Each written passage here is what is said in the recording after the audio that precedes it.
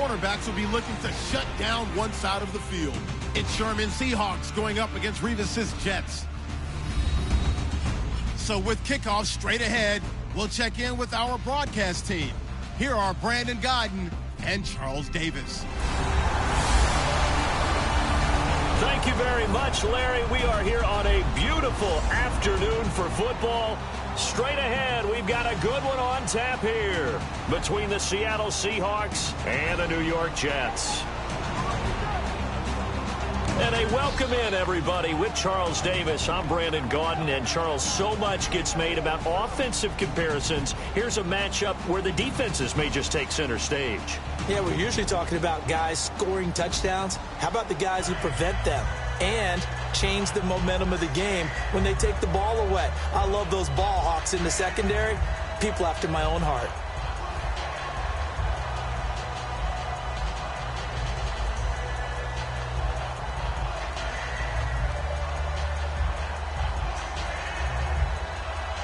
Stephen Hauschka now about set to get this one started. These folks are ready, and we are underway. And now here's Ross. And he'll take this one near the 25, call it the 26-yard line. The New York Jets and Ryan Fitzpatrick hoping to completely forget their Week 3 performance against Kansas City. Boy, Fitzpatrick, Charles, 6 interceptions, 3 of them in the red zone. The Jets had 8 total turnovers in that game. You remember just a week ago, we were talking about the high of Ryan Fitzpatrick back in Buffalo after ending the season 2015 on such a low there. And he had momentum going into Kansas City, but taking care of the ball in the red zone was a real issue because that's where 3 of the interceptions occurred. And the Jets just couldn't generate anything when you don't take care of the ball that way. Forte, the lone running back. And he'll get it up the middle. And he'll push his way forward to about the 32. He'll get a nice chunk there on the first down run, and it's 2nd and 4. So the carry that time for Forte, a man who turned 30 last December, Charles. And he wants to make sure we forget about that with his new team, the New York Jets. But we do know that 30 is the dreaded age for runners. And Forte so experienced, more touches than anybody else in the NFL the last 8 years. Now a 2nd down throw for Fitzpatrick. And that'll be incomplete. He was looking for Kellen Davis there as big tight end. And they're going to face a 3rd down. A look at the starting side for the offense and Brandon Marshall. I think the thing that impresses me most about Brandon Marshall is his strength. How he runs his routes, how he wins against defensive backs downfield, how it's so tough to keep him from getting the football. And they'll look to avoid an early 3 and out here on 3rd and 4. A nickel look by Seattle on 3rd down. Yep, 5 defensive backs now. From the shotgun, it's Fitzpatrick. And this is going to be incomplete. Marshall, the intended receiver. And that'll bring up 4th down.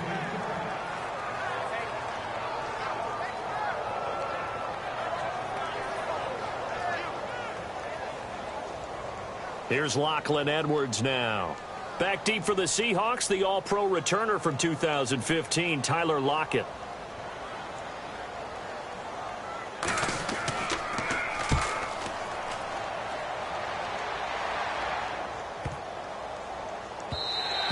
And he couldn't get it to check up. That kicks all the way into the end zone for a touchback.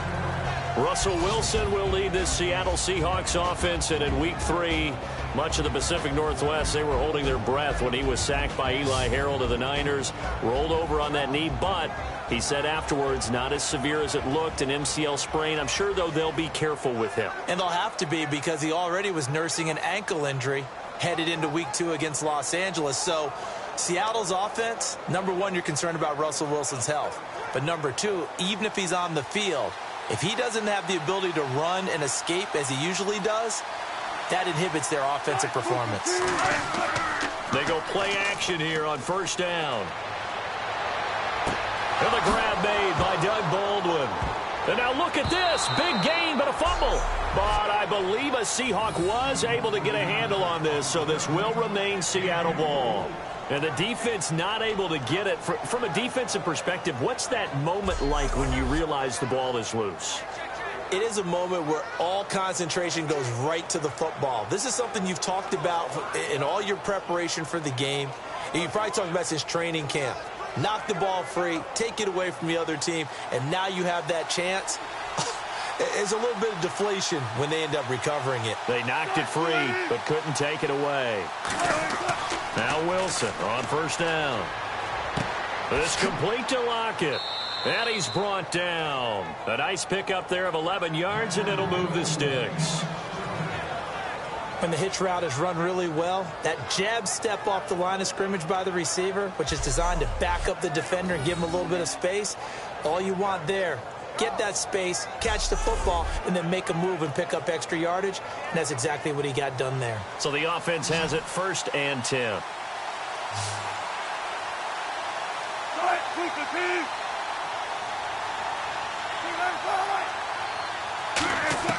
Throwing now, Wilson on first down.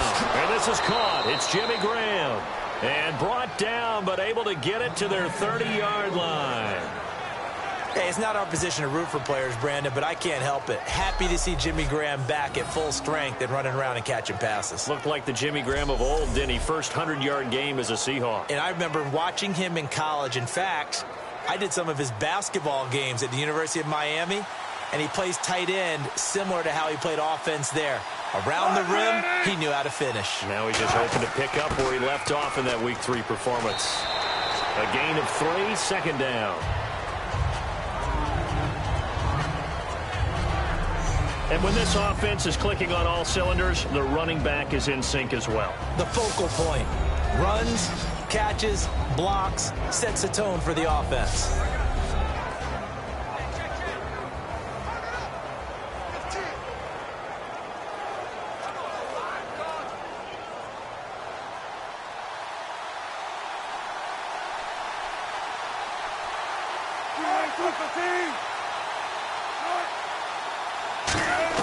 On 2nd down, here's Wilson.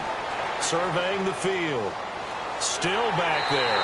Pressure comes, and Wilson's going to go down. Jordan Jenkins, the rookie from Georgia, coming in from that outside linebacker spot to bury him for a loss of 7. And, partner, it's safe to say that the secondary really contributed to that sack. Yeah, nickel set, 5 defensive backs. They covered everything. Nowhere to go with the football. But my question is, why didn't he throw it away?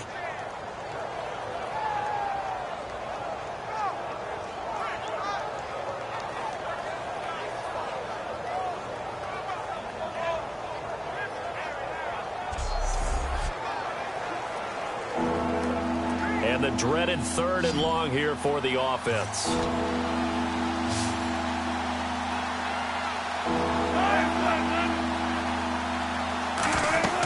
Play action. It's Wilson. And some space here. And avoids the contact by sliding. They convert on 3rd with a gain of 22.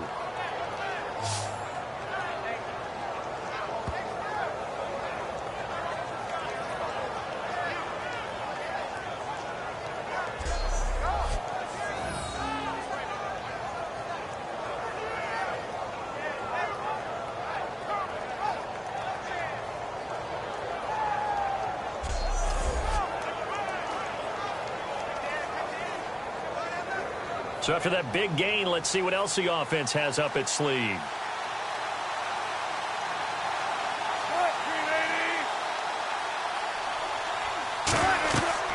They'll run it now out of the gun.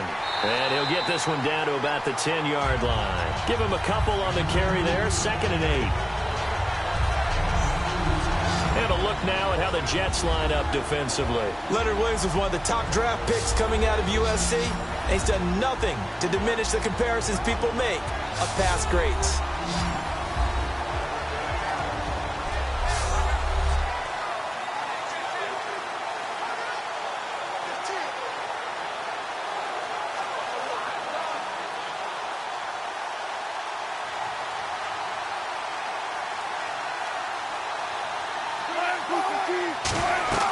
They run again with Michael. And a short pickup there down to about the 9. Now as we look down, it appears we've got a Jet shaken up on the play. While the training staff works on him, we'll step aside and be right back.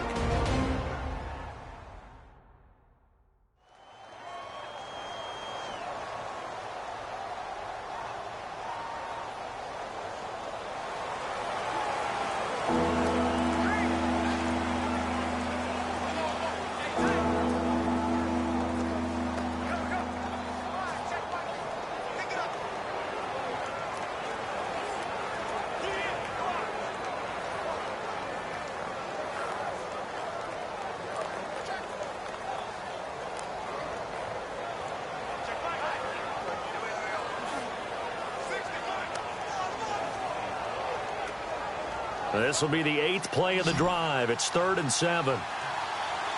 The Jets will bring in a nickel set as they try to stop this 3rd down. On 3rd down, Wilson. End zone caught. Touchdown, Seattle. Tyler Lockett from 8 yards out. And the Seahawks have taken a first-quarter lead. This has to be great for the psyche of this offense. Presented with bad field position, they didn't let it stop them. They rolled downfield and scored a touchdown.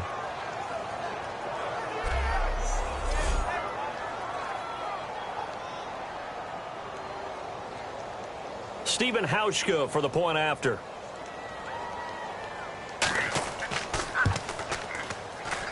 And this will give the Seahawks a 7-0 lead.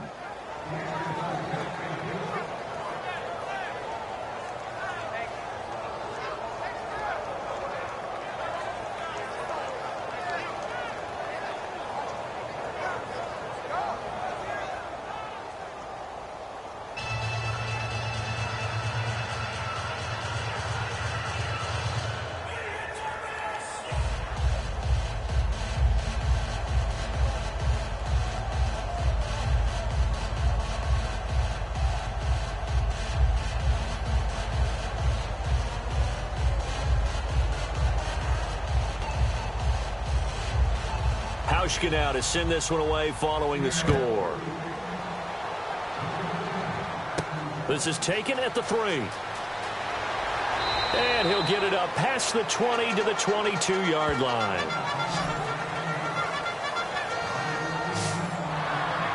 We get another look now at this Jets offense. And, Charles, we talked about their Week 2 performance. They had 3 receivers hovering around 100 yards. Things were clicking on offense. Week 3 comes.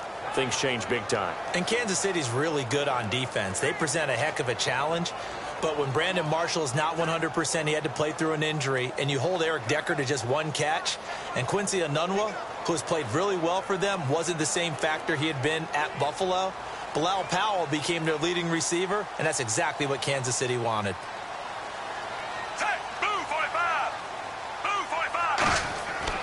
The drive begins with a run by Forte. And nothing doing. He's immediately taken down at the line of scrimmage. Call it no gain on the play, and it'll be 2nd down. And a look at Seattle's defense. Michael Bennett is one of the best pass-rushing defensive linemen in the game. Normally plays defensive end, but when they go to those nickel packages and he works inside, look out, offensive guards. You've got a problem.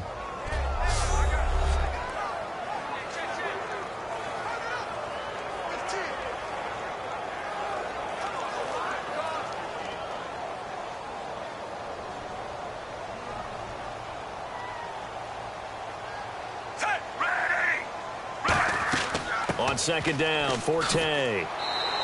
Only a yard on the pickup there, and it'll bring up a 3rd down.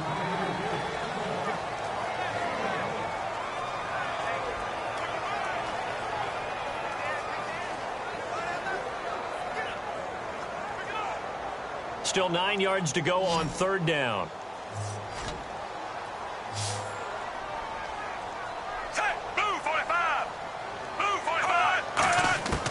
Working out of the gun, Fitzpatrick. He sets to fire deep. And that's caught inside the 35. A big play there. Fitzpatrick to Marshall. 45 yards. A nice job there, Charles. They picked up the blitz, were able to complete the pass. That had the total feel of a quarterback in control. Red blitz, got him into the right protection scheme, so he doesn't get hit back there. He's got a chance to step up with supreme confidence and deliver it downfield for a nice completion. Fresh set of downs here.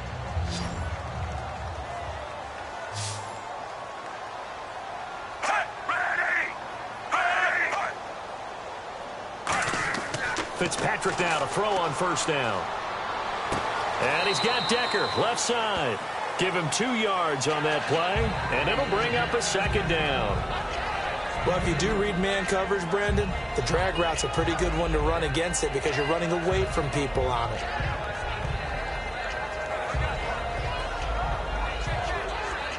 Let's see what the offense comes with here. 2nd and 8.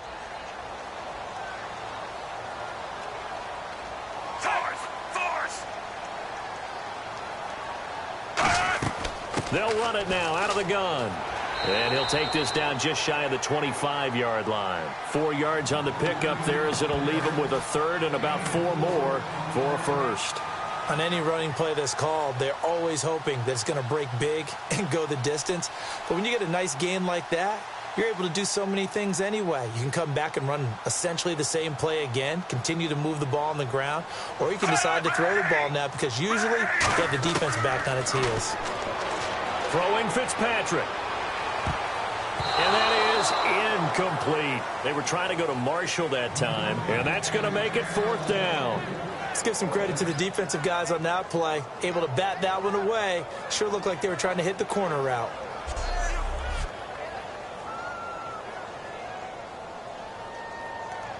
On now is Nick Folk in the field goal unit for the Jets. From the left hash mark, this a 43-yard attempt.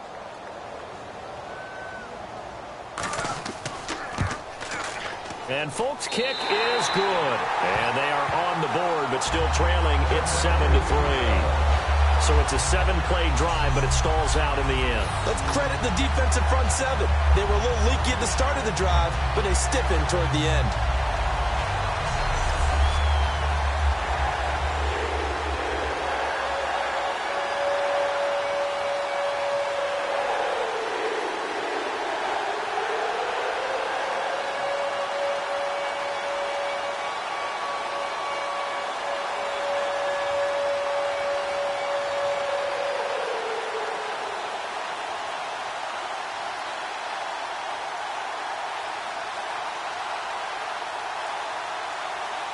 After the made field goal, back out is Nick Folk to kick this one off.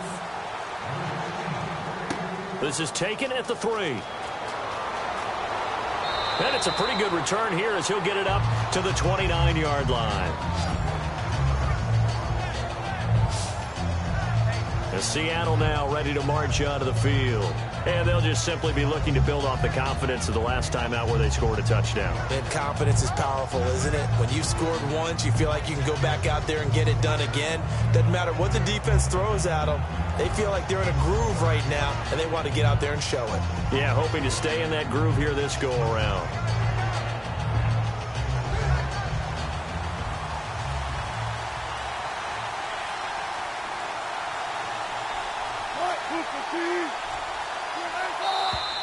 Now some movement before the snap. And we'll hear from our referee for the first time this afternoon.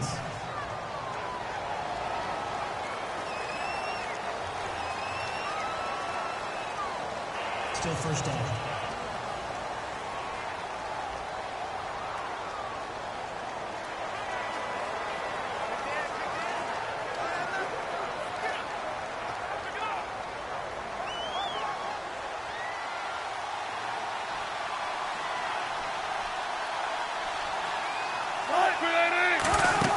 Now a play fake here on first down. He's got time in the pocket.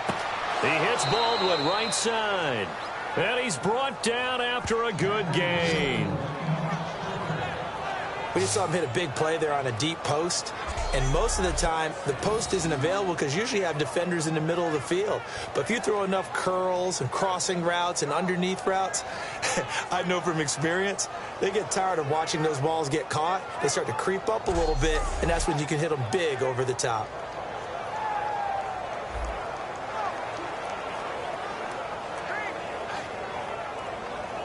Now the offense lining up 1st and 10.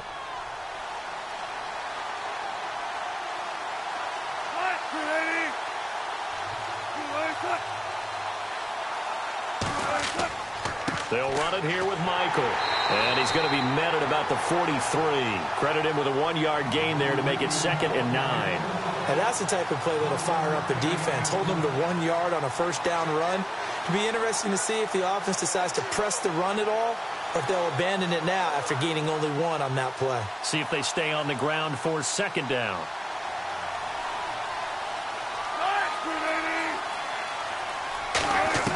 Now Wilson on 2nd down. He's going to hit his man out of the backfield, complete. And he'll get it inside the 40 to the 39. A gain of 4 on the play, and that'll make it 3rd down.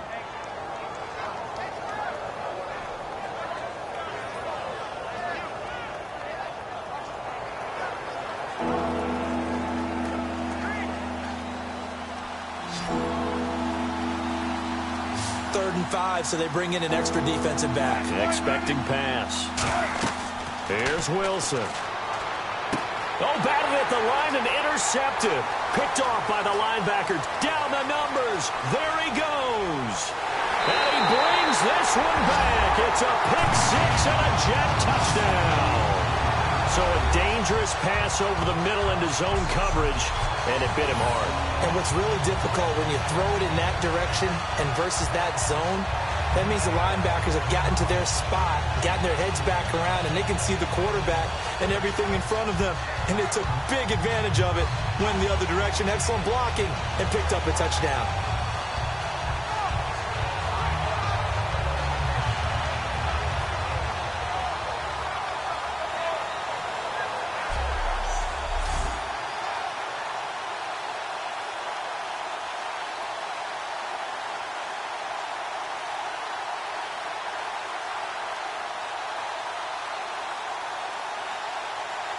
Nick Folk for the point after.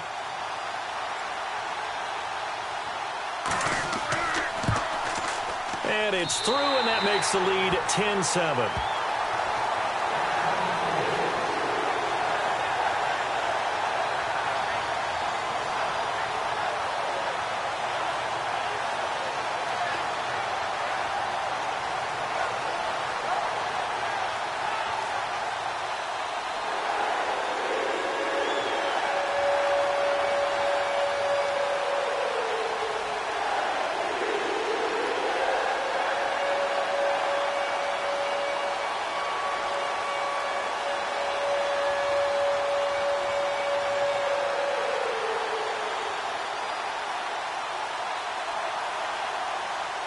So they'll get another shot on offense following that pick 6. And now the kick is away. This is fielded at the goal line. And a good return as he'll be stopped just shy of the 30-yard line. So let's glance at a player spotlight now with Russell Wilson. And I don't know what more they need to see of him than what we're going to see in this player montage. He's been great. Why aren't they winning this game, I guess, is the question. It is a good question, isn't it? Remember the time we spent with them in practice beforehand and had that little twinkle in his eye where he thought, hey, we can get some bombs in this game. We can get deep, and that's exactly what's going on. But I don't think he thought if they could do that they'd be on the losing end. They might need more of this air raid attack.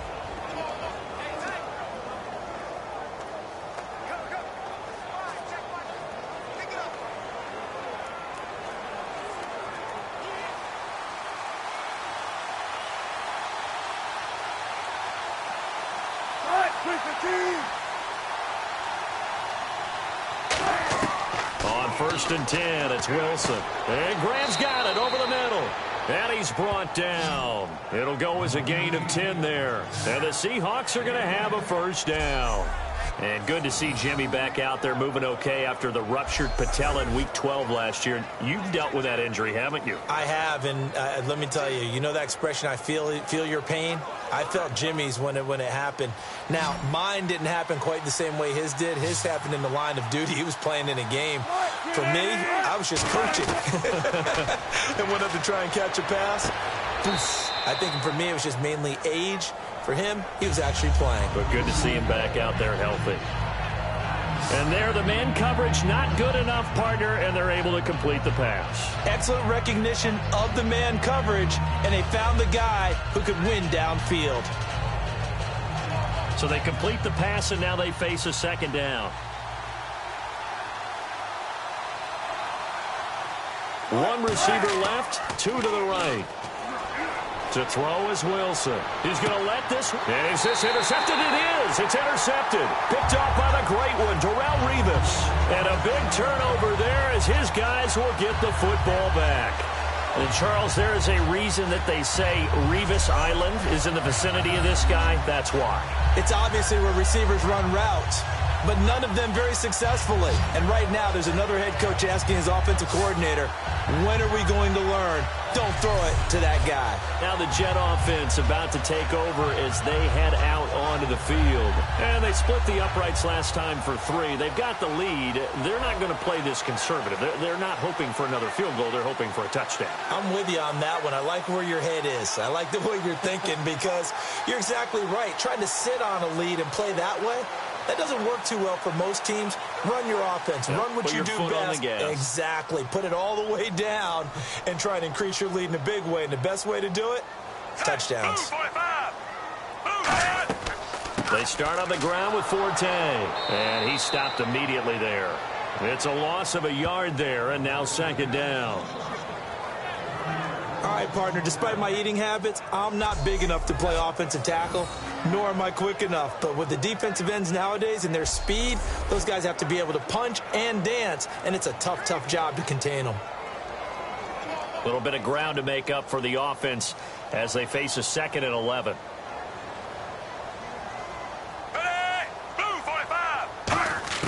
From the gun, Fitzpatrick.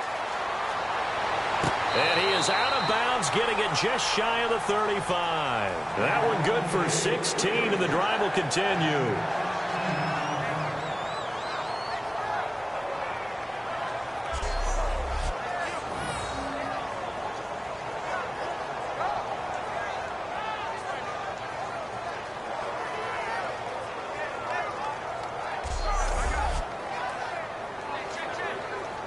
So here, the men in charge are going to be looking at whether or not the receiver had possession of the ball as he went out of bounds. And they have to make sure that the receiver got both feet down in bounds as well.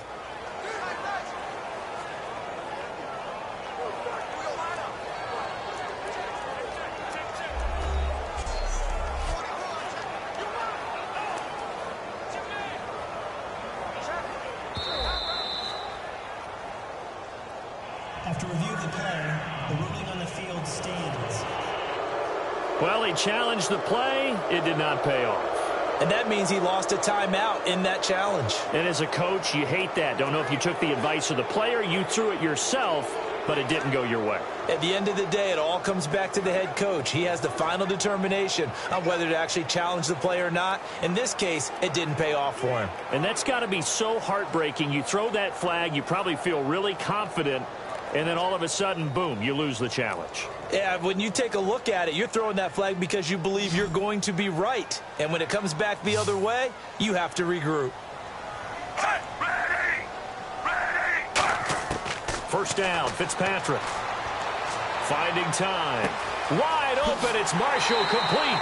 And he's finally taken down, but not before getting across midfield and across the 45-yard line. One of the feature points of the in route is being able to make a nice throw to the middle part of the field. And for a quarterback, that's one of the better throws and better looks that he'll get. But he has to be careful not to wait too long and let his receiver wander into some tough territory. If he's late with the ball, he can get his receiver hit and hit hard.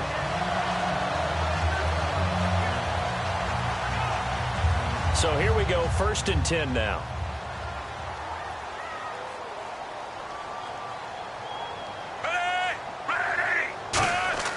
They go play action here on 1st down.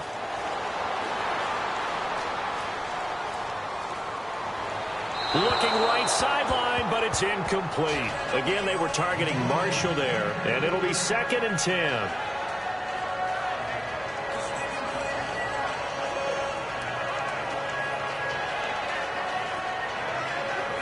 So the incomplete pass brings up 2nd down.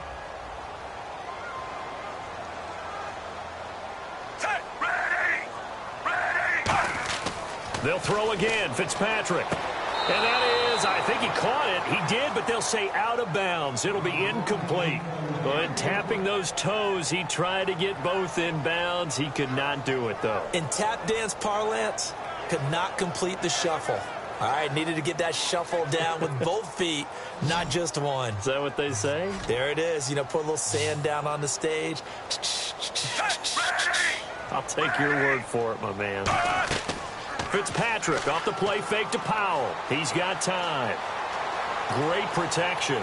He's going to wind up and air it out. And the third down pass falls incomplete. Well, they went for the big play there, but that drop could really hurt their momentum.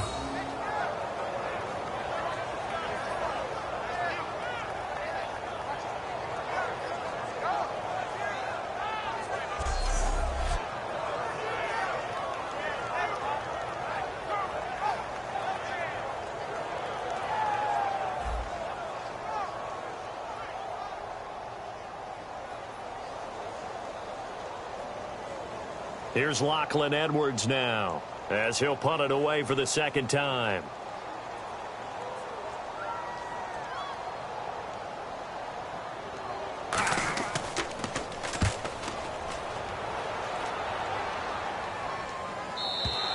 And a bit of a mistake there. This is well into the end zone for a touchback. We focus our attention now on the Jets defense. And the interception the last time, their third takeaway of the game, Charles. They're just flocking to the football so well. And not only are they doing that, they're making big-time plays and taking it away from them.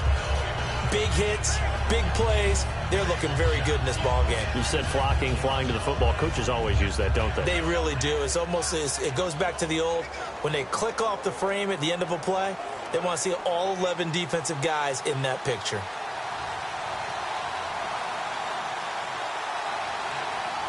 One receiver left, two to the right. Trying to shake off the interception. He'll look to throw. He's going to let it go again. And it pops free. The collision there jarred the ball loose and brings up second down. Well, partner, I guess that answers the question about whether they're going to sit on it or not. It does. Now we'll see if they try that again. Yeah, I think what we find on plays like that, when you take that shot, if you're unsuccessful, then you go way more conservative to finish the half, you know? I think that's the way they'll go.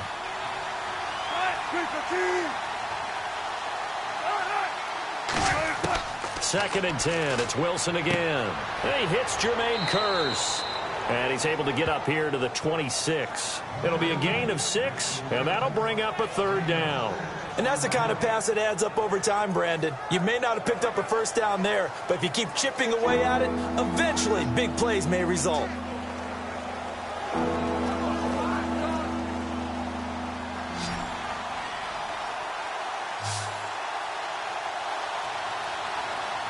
They come up in an offset eye.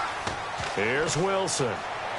Serve it. Wilson hit. It's loose. It's out. Fumble. And it's scooped up by the Jets. And they'll be inside the red zone with a ball at the 16-yard line. Often on fumbles, you look at the guy who coughed it up and say, geez, what did he do? But, hey, let's tip the cap to the defense here. Not a problem at all, my man. I'm not even going to tip it. I'm going to doff my cap to him. Congratulations. Big-time play. Knocking it free and creating something good for your team. Now the Jets offense about set to take over as they head onto the field. They've got the lead. Last time had to punt it, though. What's the key to this drive? I think it's leverage. Leverage. Big guys up front. You know the motivational speech on the sideline is, guys, give us an opportunity. Protect the passer, create space for our runners, and let's go ahead and get these guys. Low man wins. Let's go do it on this drive. We'll watch that leverage on this drive. And a great spot to start this drive from here.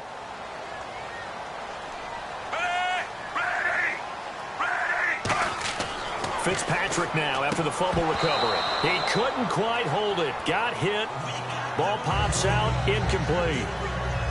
Every time I see a hitch pattern dropped, I go back to the combine because there's a drill that they use all the time that's called the gauntlet drill, where a receiver catches the ball and just works his way straight down the line and catches it from different sides. And the problem with that drill is that you don't actually have to secure the catch. You just got to catch it, drop it immediately, and keep moving.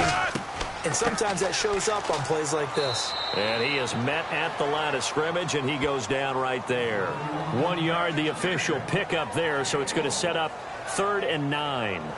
I do know from experience that when you slow down someone's running game, you're now doing the dictating on defense. And guess what? Now you're getting ready to tee off on their quarterback because they have to throw it all the time. But you still have to be alert for the draws and other plays of that nature to make sure you don't get hurt. On 3rd down, Fitzpatrick. And he finds Safarian Jenkins. A solid pickup at 13 sets him up 1st and goal. And in a lot of ways, that catch is expected. Red zone presence, and that one was realized there. You've got to find your tight end in that situation.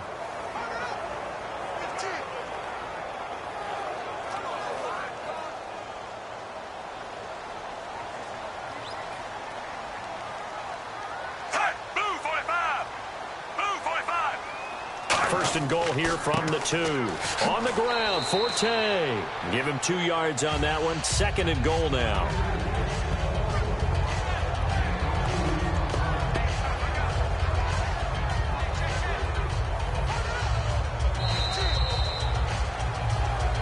So we'll get a 2nd and goal when we come back.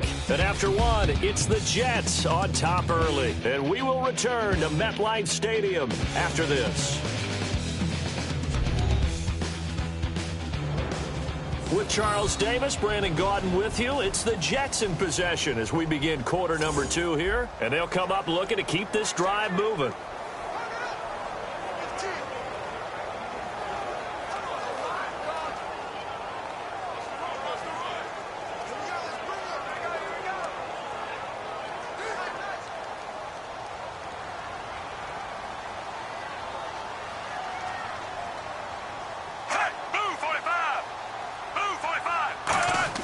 Fitzpatrick now on 2nd down. Oh, hit as he throws there, incomplete. The good signal callers would never go back in the huddle and play the blame game because they need those guys to protect him. But on that last one, his offensive line, they lost their leverage very quickly, and that's why they were able to get to him and hit him as he tried to throw the football and force an incompletion. They come out here in the eye.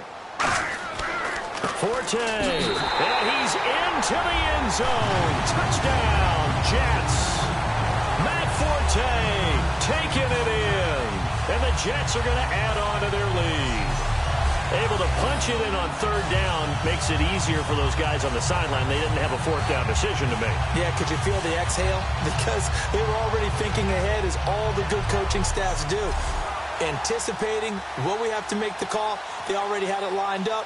Never even got to it. On for the extra point is Folk. It's good to make it 17-7.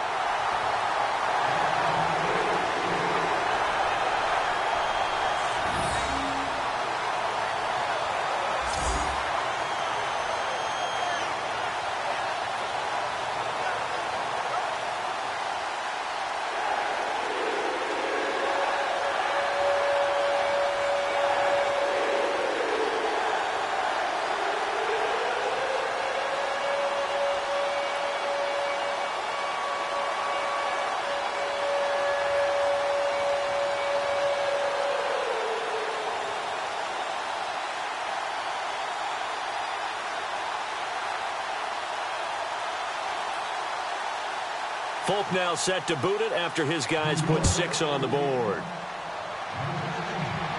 Tyler Lockett now with a return.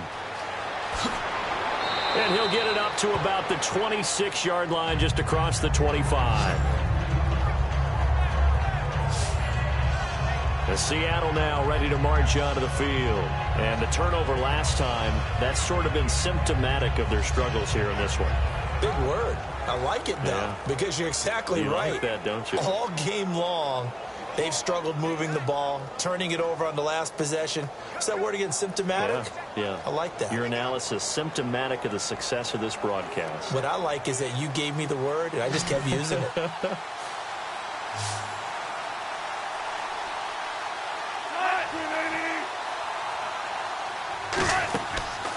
play fake here on first down. Going for the deep ball. So they took a shot on first down but couldn't connect. Well, I guess we just discovered that someone is certainly not going to sit back and just take it in this game, huh? No, they were trying to get that touchdown back in one shot. One shot, trying to help out his defense and let the other team know they were coming after him. Looking to jam the receivers at the line here. Press coverage look defensively.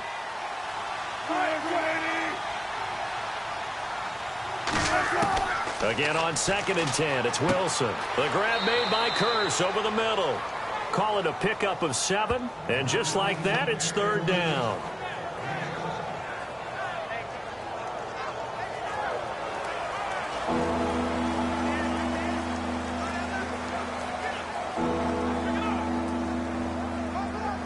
And 3 full yards here for the offense to get on 3rd down.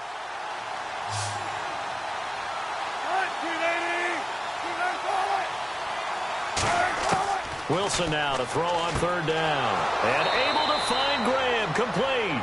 Give him 8 yards on the play, and they pick up the first.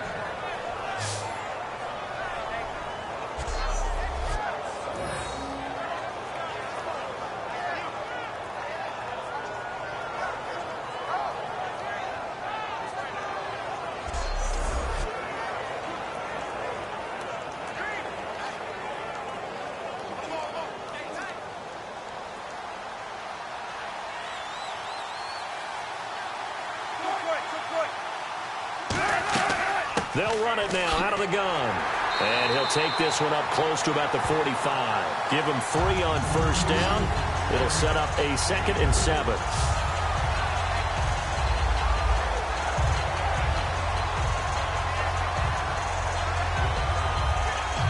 And after the play on the ground, that brings up 2nd down here.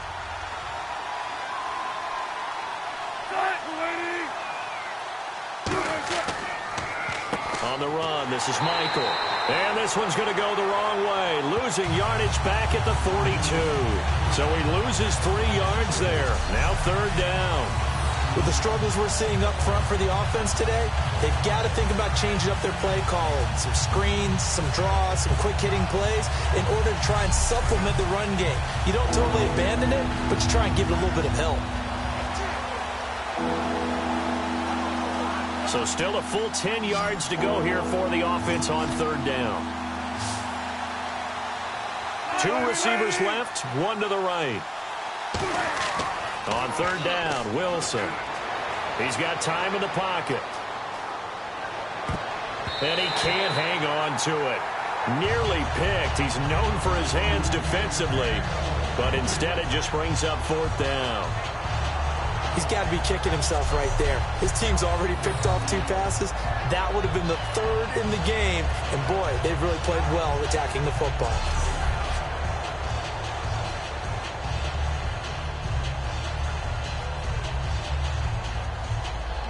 So on 4th down, as seen on TV, here's their resident strongman, John Ryan, on to punt.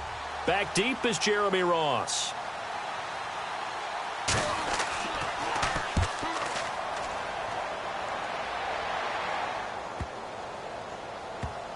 And a great job on special teams to down it, as this will be marked out inside the 5-yard line.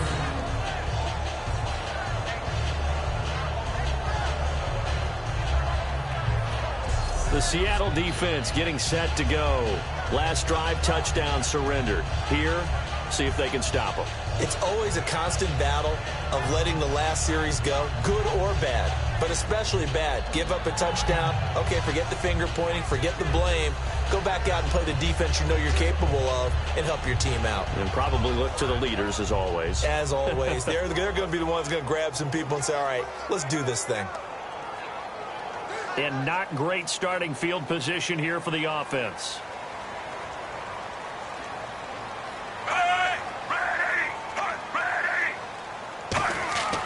On 1st down, this is Forte. And they'll get him down up past the 15.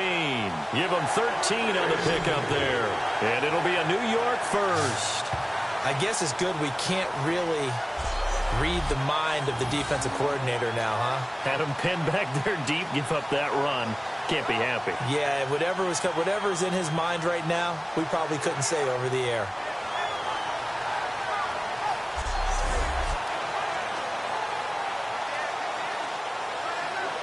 And a new set of downs here after picking up the first on the ground. Again, we'll see the pistol here. Off the draw from Fitzpatrick, it's Forte. No gain on the play. It'll be second down. Well, there was no blitz. That was just a draw play that, to be frank, didn't fool anybody. Did we hear the entire stadium screaming draw? Because it felt like everybody was all over that play, and the defense won that battle. Offense looking to avoid a 3rd and long. It's 2nd and 10.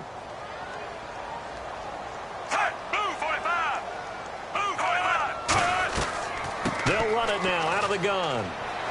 And he'll power his way up near the 25. A 6-yard pickup on the ground that time, and that'll make it 3rd and 4 coming up. That was a good run, and it got to the 2nd level. And what I mean by that is that's where the linebackers usually play. First level being the defensive front, last level being the secondary. But the strong safety position ended up making the tackle. And oftentimes we call them a hybrid. Combination defensive back, combination linebacker. We saw the linebacker make the stop. And incomplete. He had nowhere to throw, so he just tossed it away. But that brings up 4th.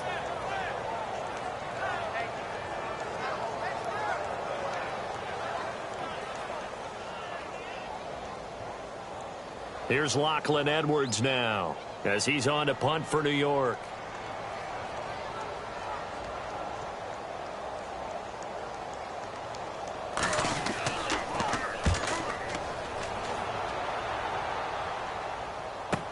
Now it's Lockett. So a change of possession here on the punt. And it'll be Seahawk football, 1st and 10. The Seahawks offense now, they get ready to head back onto the field. And with this deficit, you can't have too many more drives like the last drive where you had to punt it away. You know what I would tell my offense right here? The punter doesn't exist, guys. He doesn't even exist. He's not a team anymore. I just cut him, all right? So you've got to go out and create some offense for us here and give us some points. No way does that guy get on the field on this drive. Poor punter. Yeah, it wasn't his fault. But, hey, listen, there's got to be casualties at times. We're trying to win a game.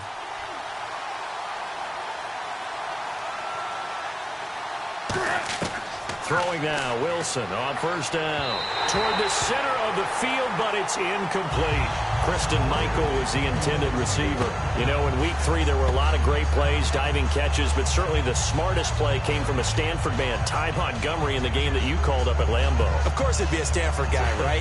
Kickoff return, it bounced in the end zone and then back into the field of play, and he knew he was in trouble right there. So he goes to the sideline, puts his feet out of bounds, and possesses the football because he knew at that point that would mean the kickoff was technically out of bounds, and the ball would come out to the 40-yard line for his offense. Very heady play. Let's just make this one simple.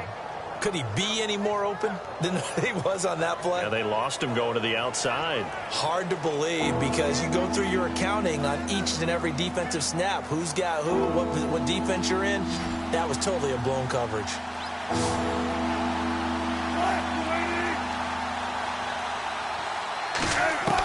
From the gun on 3rd down, Wilson dumps it off for Spiller. And he'll bring it up here to right at the 40-yard line. 4 yards on the pickup, and it'll be 4th down. So many times you hear today's NFL described as a space game. Get your best players into space with the football in their hands.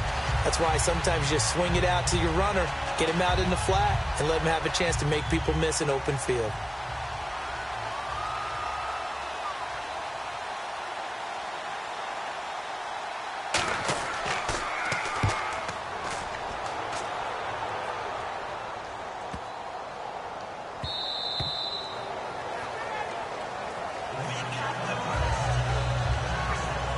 And time now for the Seahawk defense to take their spots again on the field. They did their job last go-around, forced the punt, hoping for more of that here. They got off the field. That's exactly what they wanted to accomplish. Get off the field, turn the ball over to their offense, and kick back and enjoy a little bit of water, and rest before they have to go back out there again. Back out there now and hoping to hurry up and get more water and rest.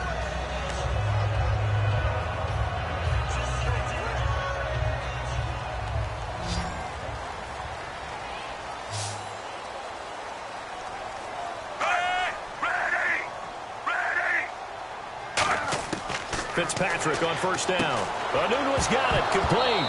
And oh, he coughed it up. But this will fortunately wind up out of bounds.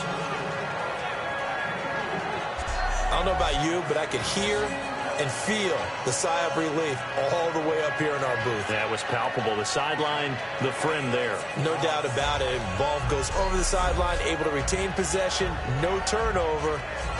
I know his coaches are screaming, just hang on to the ball, man.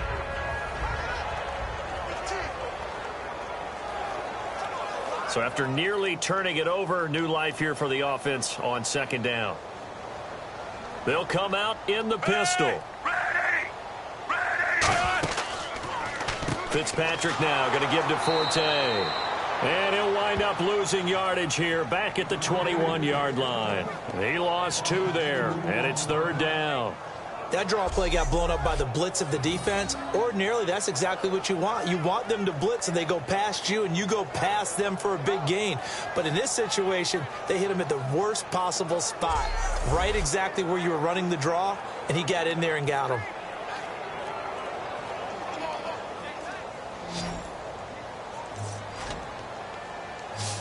Marshall, the lone receiver on the left side. On third down, Fitzpatrick. Dumps off to Powell. Oh, look at that. Oh, look at him turn. And he gets it to the 34. Good enough for the first. All week long as a defense, you game plan to stop this guy as a runner. And then when they start sneaking him out of the backfield and throwing it to him, that totally disrupts what you plan to do in the game.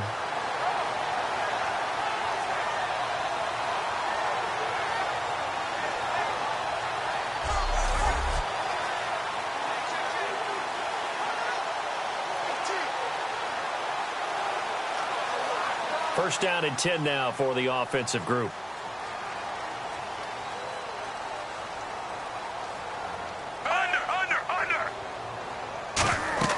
They'll run it now out of the gun. And unable to get downhill there as he'll take this up to about the 37. 3 yards on the pickup there, and it'll be second down.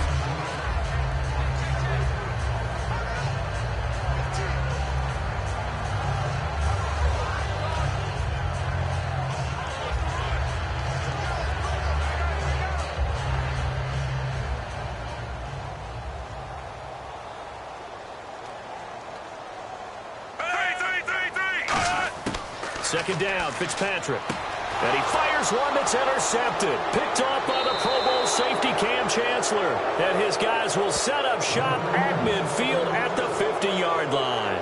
That was a really nice interception. I think it illustrates the differences between playing man and playing zone. When you're in man, all you're focused on is the receiver in front of you. But when you're in zone, you're allowed to read the quarterback's eyes and go to the ball. That's exactly what happened on that play. Here come the Seahawks now, set to take over on offense. And down on the scoreboard, certainly needing to avoid what happened on the last drive, punting the football. Sense of urgency has to take over for them here. They know the score. They know the situation. And by the way, the punter no longer exists for their offense. That's how they have to treat this drive. They need points. Big time.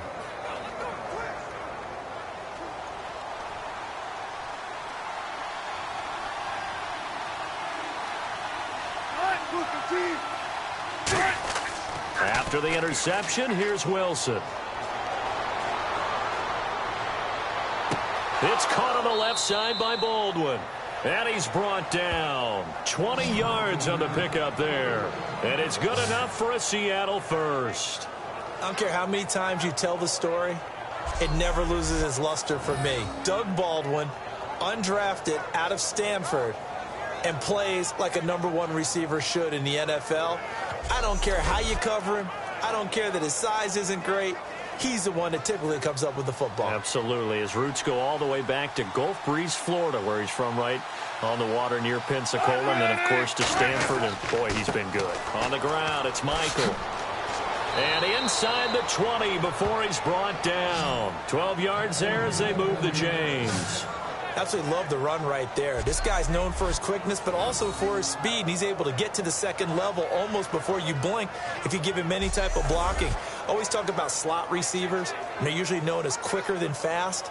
In this case, we've got a guy who's quick and fast, and he used it to great advantage. And now inside the red zone, the offense will operate.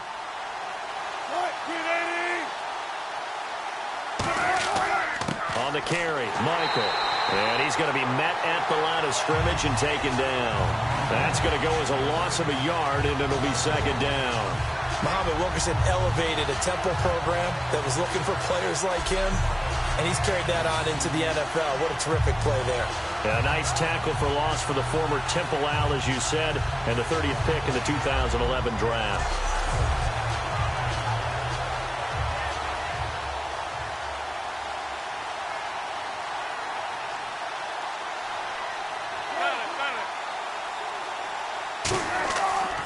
And the first carry for the former Clemson Tigers, C.J. Spiller.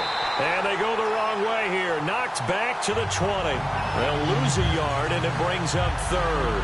When you put together a formula for winning defense, it's exactly what we're seeing in this game. Controlling the line of scrimmage, attacking, and changing everything so that now they're playing in the offense's backfield.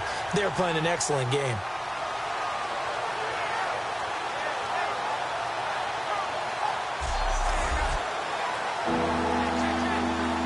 And this offensive unit, they have to face a third down and 12 now.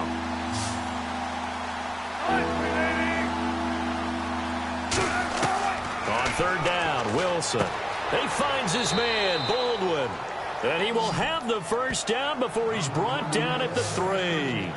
Slant route's effective no matter who's running the route and catching the ball. But when you have a receiver of that stature, you have to be a little bit more precise throwing it. You don't have the same catch radius with the bigger targets.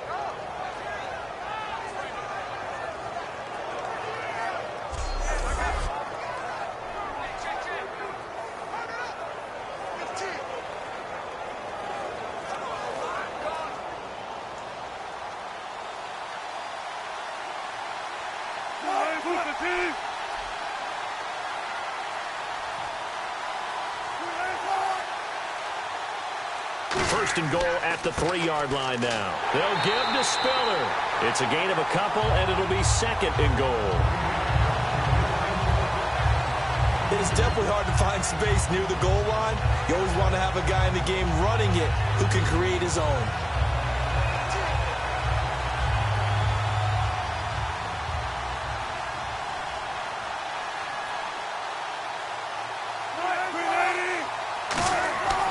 Second down, here's Wilson. Looking middle, and it's incomplete.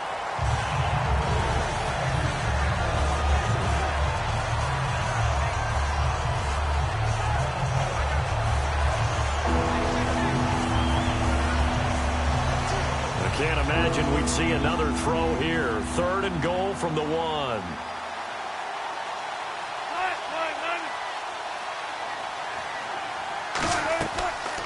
They go read option with Wilson, and he is going to lose yardage here.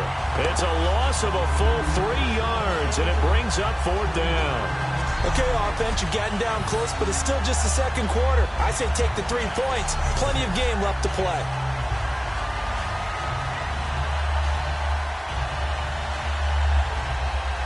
So on fourth down, on comes Stephen Hauschka to try and get the Seahawks 3. This a fairly straightforward 22-yard short attempt.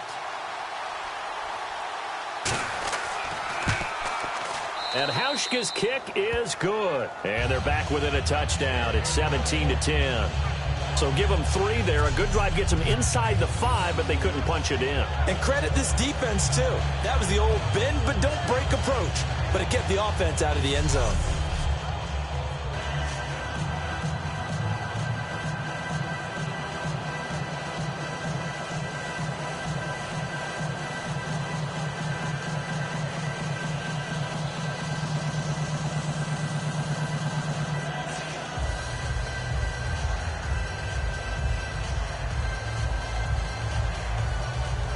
Now after the made field goal, Hauschka back out onto the field to kick it away. And now here's Ross. And he'll take it up past the 25 to the 26-yard line. We focus our attention on the Seahawks defense now. They had the interception last time, led to a field goal. And kept points off the board against them as well. What a great way to end a drive. Take it away and set your offense up to put points on the board themselves. The only thing would have been better a touchdown. Now they'll be looking to get the stop and lead to that here on the next drive.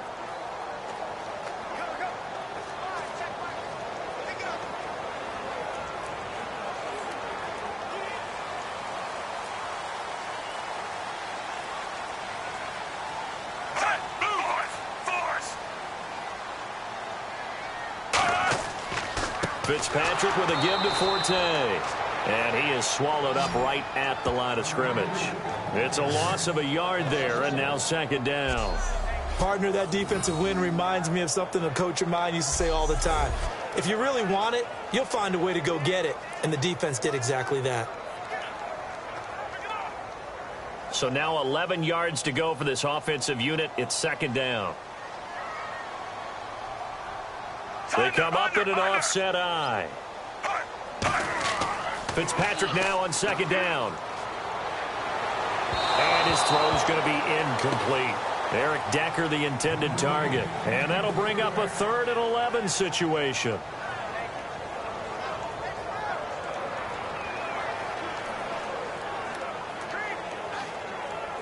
And they'll be in search of 11 yards here on 3rd down.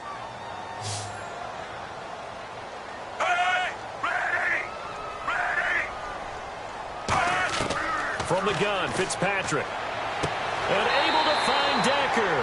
And he's able to get the first before he's taken down at the 36. All right, let's just go ahead and walk through this one pretty easily, right? Blast off the line of scrimmage, get downfield to a certain point, usually around 8 to 10 yards, turn around and make sure the quarterback sees your numbers and set yourself up for the pass. A well-executed curl route by Charles Davis.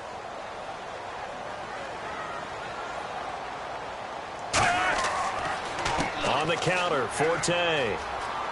And hard running's going to get him over the 40 to the 42. It's a 6-yard gain on the ground, and that'll make it 2nd and 4. And that looked like some pretty easy yardage there right up the gut. And he's a guy that has some height to him. So when you don't have to drop a shoulder or create or get through contact or trash, makes it a lot easier to stay upright, see the field, and make a run as we just saw there.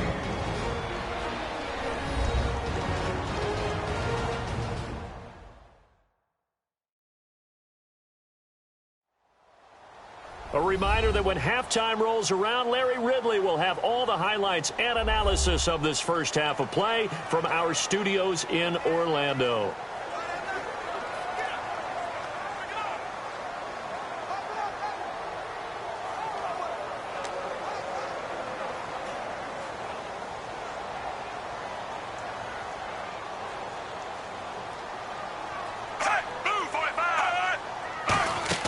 Now a second down throw for Fitzpatrick. Sets up the screen to Forte. And he's brought down. It's a 10-yard pickup, and it moves the chains. They ran that one well. And not only did they pick up a nice chunk of yardage on the screen, they sent a message to the defense. Rush the passer all you want, but you better be careful. We can hit you going back the other direction.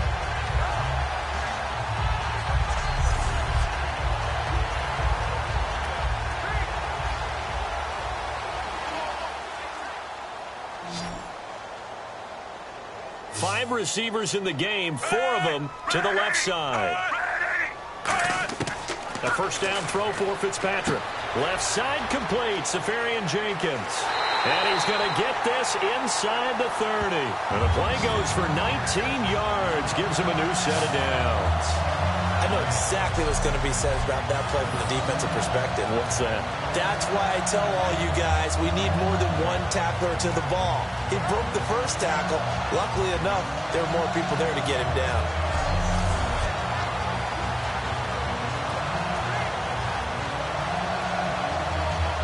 Creeping up on a minute to play in this first half.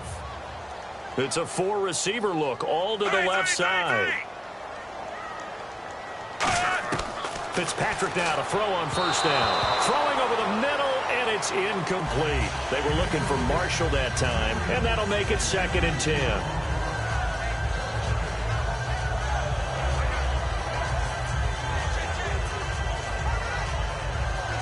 Second down here after the incomplete pass.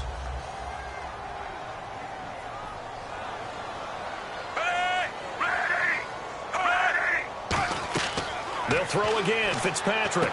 Now they set up the screen. That's complete. And taking it to the 15-yard line before he's brought down. That one goes for 13 yards, and it moves the sticks.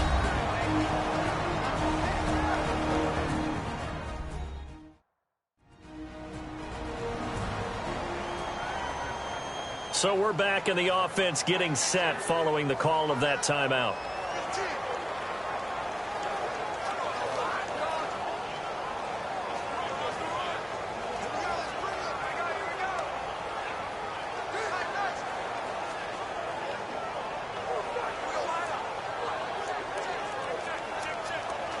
And the 8th play on this drive coming up. Forte, the lone running back. From the red zone now, Fitzpatrick. Looking left sideline, but it's incomplete. Marshall, the intended receiver, and that'll make it 2nd and 10.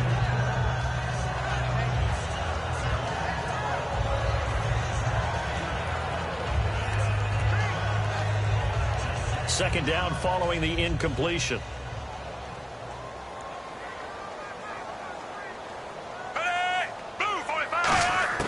To the air again, Fitzpatrick. Can't find anyone open. And to the tight end here, Safarian Jenkins. It'll be a gain of 9, and that'll make it 3rd and 1.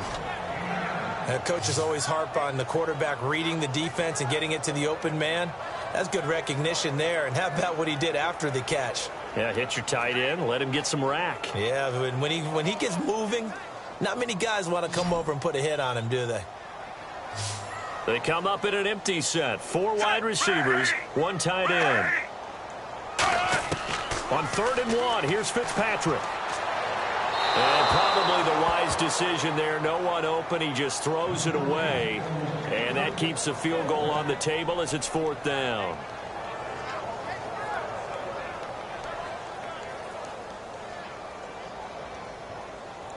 And for the second time this half, on comes the field goal unit here. From the left hash, should be a fairly easy one here.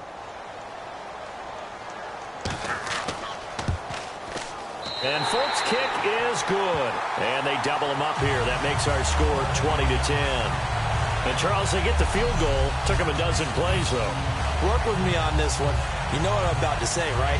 Bend but don't break. That's what came into play here for the defense. 12 plays were run at them. They only gave up 3 points. In a lot of ways, that's a win for the defense.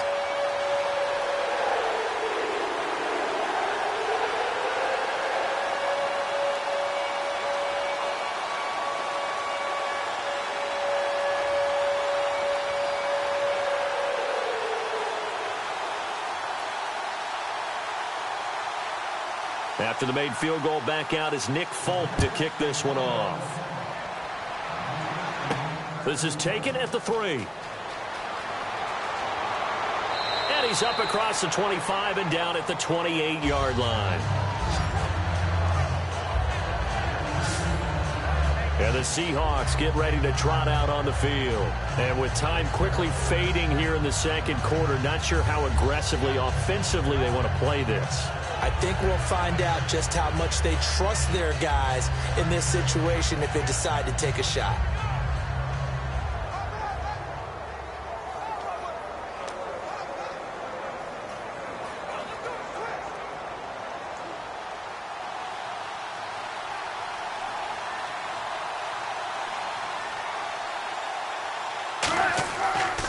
And he'll give it here to his running back.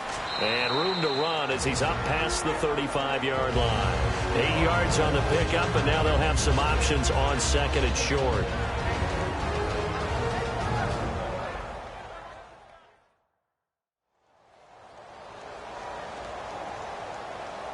So the offensive unit called the TO, and now we are ready to resume play.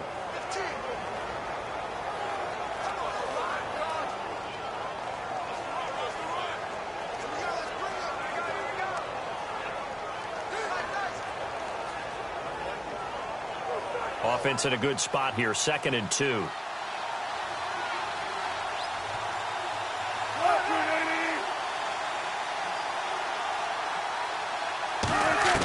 On 2nd down, here's Wilson. And that is incomplete. So 17 seconds now on the clock here.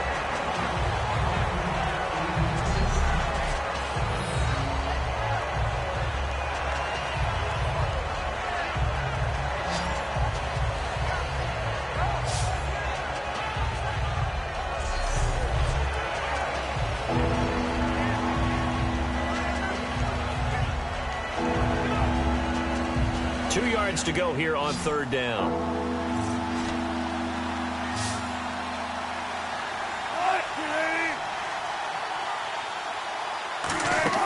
3rd and 2. Now Wilson. And that's going to be incomplete. 12 seconds left. Tyler Lockett was the target there. And that's going to bring up a 4th down. Fans do love the long ball, don't they? And he already found his guy once. Tried to give him another chance there, didn't he? Yeah, he did. Couldn't connect, but as you alluded to, he does have that touchdown from earlier, trying to keep him in the rhythm.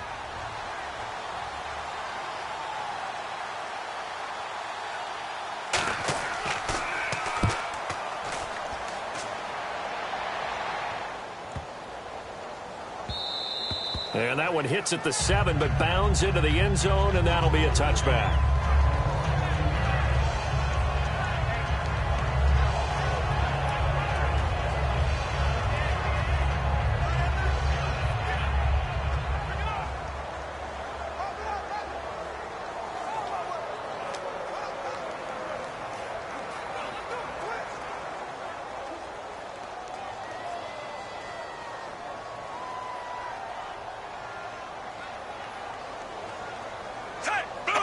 And with time running down, they go down to a knee. So we've hit halftime here at MetLife Stadium with the home team, the Jets, leading this one. As we send you down to Orlando, where we check in with Larry Ridley and our EA Sports Halftime Report. Take it away, Larry. Thanks, Brandon, and welcome to our EA Halftime Report. I'm Larry Ridley. The Jets are up right now and are looking to keep up the pressure moving forward. The Seahawks just want to come out after the half and claw their way back into the game. All right, let's roll those moving pictures. Seahawks have it at the 27. Will once again sack the QB. This will go for a loss of 7.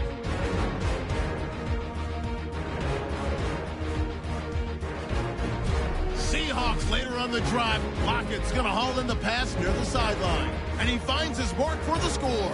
That puts them up by a touchdown.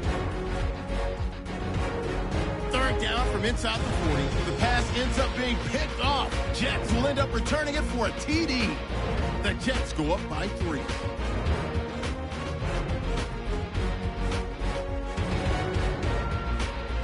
Offense out now after the fumble. Forte is going to look for space, and this 5-play drive goes for a touchdown, pushing the lead to 10. So that's it for us. We'll go back now to East Rutherford for the start of the second half.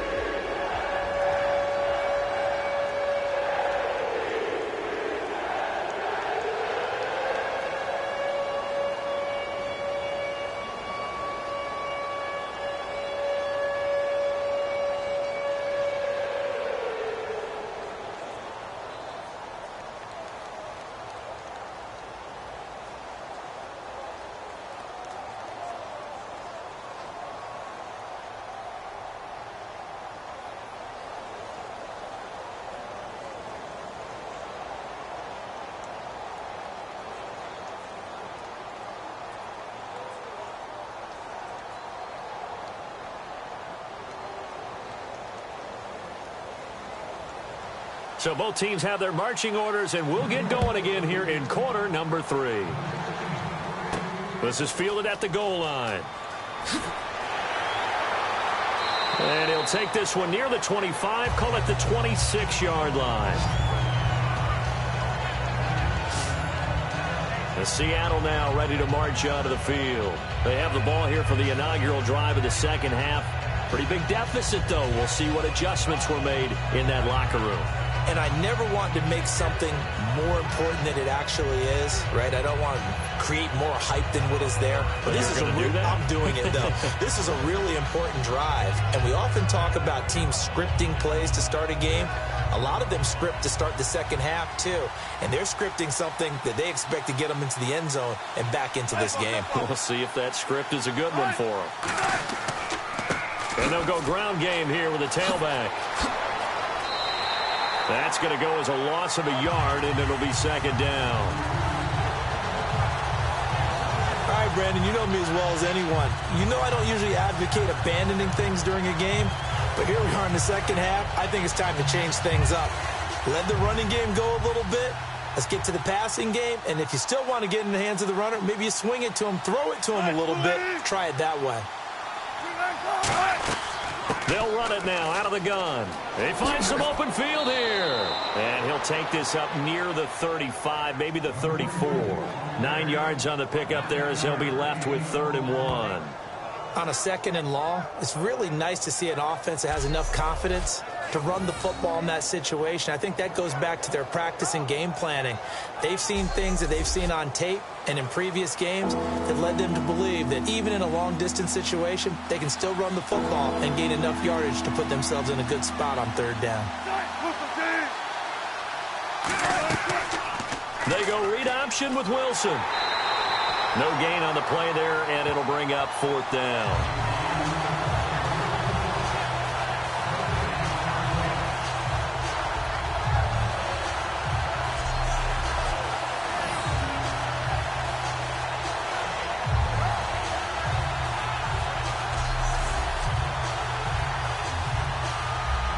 Here's John Ryan now. He's been one of their few bright spots so far.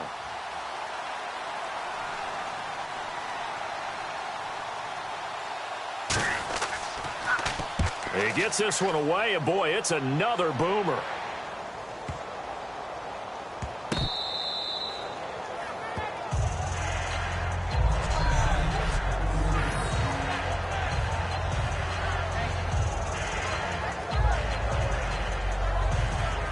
And the Seahawks defense heads back out there now.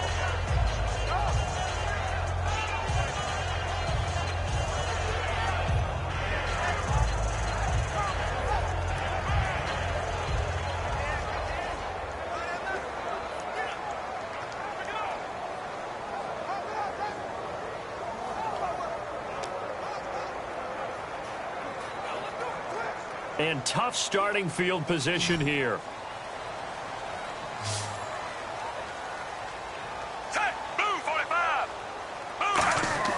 Back near his goal line, Fitzpatrick. And he's going to be out of bounds up past the 5. Give him 3 on the play, and it'll make it a 2nd down. All that practice time came to fruition on that play. All those timing routes that they work on through training camp, OTAs, minicamp, and just regular season, they got it done on that one. An outcut, ball was delivered, and picked up the completion. Looks like the defense in press coverage here.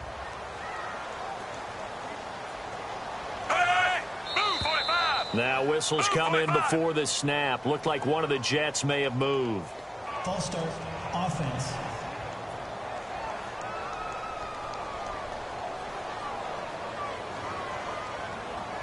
Still 2nd down.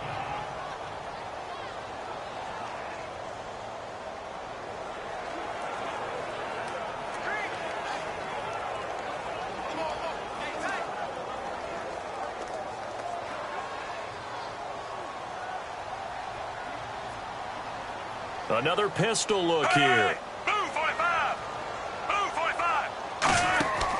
Following the penalty, it's Forte.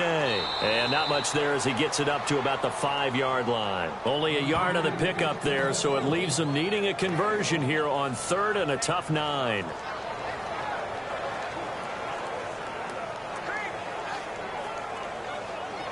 So 2nd down was a run play. Now let's see what they do on 3rd.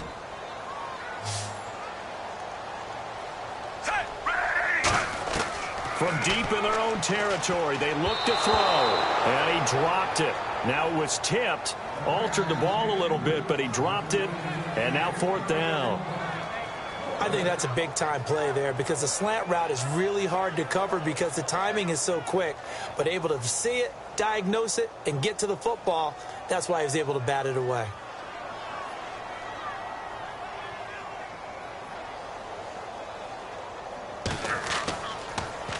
And he's able to get it out of there, and this is a pretty good kick. Returnable for Lockett. A big kick there. We'll call it 56 yards on the punt. And the offense will take over with a new set of downs. And now we spotlight the Jets defense. They have a little something to build off of from last time with a 3-and-out. And what they have to build off of? Great confidence right now. Being able to stuff someone on a 3-and-out. You feel like you're in control now. You're doing the dictating. They want to see if that can continue as this game progresses. Will it continue? We'll see.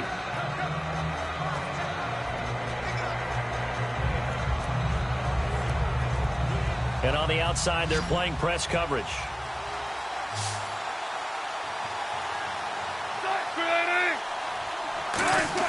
They'll throw on first down with Wilson. Over the middle, and it's incomplete. While we have the chance, we have to discuss what young quarterbacks have done so far this season. Listen to this. Wentz, Simeon, Prescott, Garoppolo, Brissett, and Kessler combined 11-2 with a 15-3 touchdown-to-interception ratio. That's impressive. I thought everyone keeps saying that playing quarterback is really tough to do in the NFL. Those guys are proving them wrong. Well, I think that what they're doing is they're taking advantage of their skill set, emphasizing what they do best, minimizing things for them, right, to avoid errors. But some of them continue to elevate their game, and Trevor Siemian comes to mind. How about his last performance? 4 touchdown passes, no interceptions. Cool under pressure right there, escaping the pocket and finding what I think was not his primary target. And some of these guys are just so comfortable getting outside of the pocket that they'll do it on purpose. It doesn't even need to be a breakdown. They move, and they know it affects the defense because a lot of times you get lost in coverage in the secondary, and I think you're exactly right. Wasn't his primary target. Found a secondary guy who sprang open, probably because of his movement out of the pocket.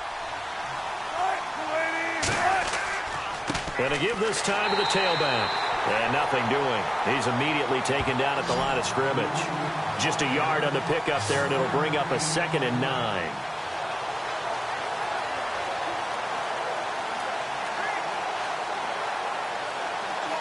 So what will they do? On the ground, through the air, let's see. 2nd and 9.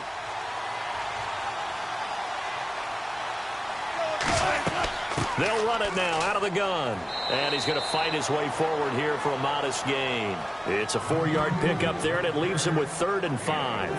Some of the most unselfish players on any football team, defensive tackles, because we ask them to just eat up blocks and allow other people to make tackles. But when he can make a play himself, as we just saw there, that's a big day. From the gun on 3rd down, Wilson underneath to Spiller. And he takes it down to the 13 and picks up the 1st. A good gain of 14 there, and it moves the chains. It's a nice job hitting him on the angle route there. Come out of the backfield, cutting sharply across the middle. And that's good timing between the quarterback and his receiver. Effective 3rd down play to move the chains. In the red zone this time.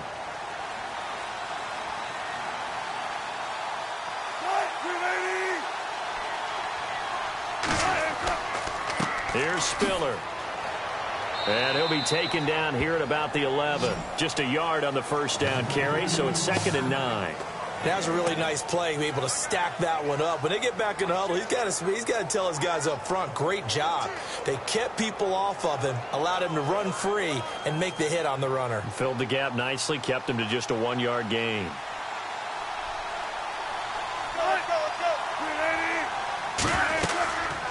They go read option with Wilson. And he goes backwards here, losing yardage back to the 16. Well, there they went blitz defensively, Charles, and things were paved well coming from the linebacker position. I love the way that you described it, paved well. Oftentimes, the guy who gets home on the blitz, he's going to get all the credit. but his teammates did all the dirty work, right? They ran into people on purpose.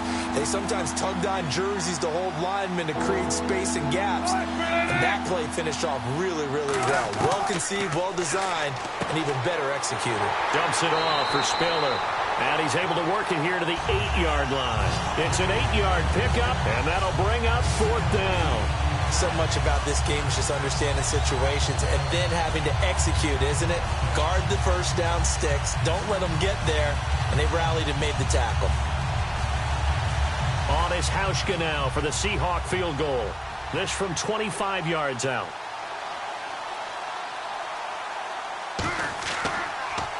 Oh, they get to the football. It's blocked. Now he's got the lane, and there he goes.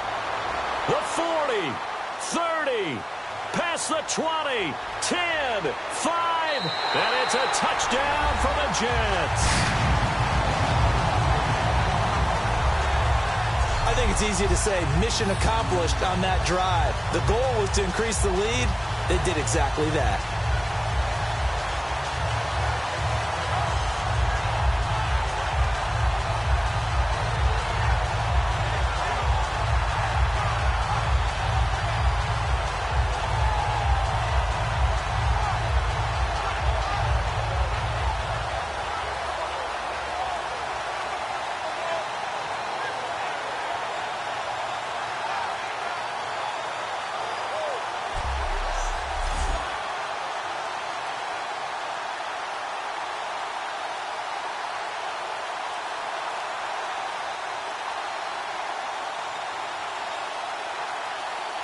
Now Folk for the extra point.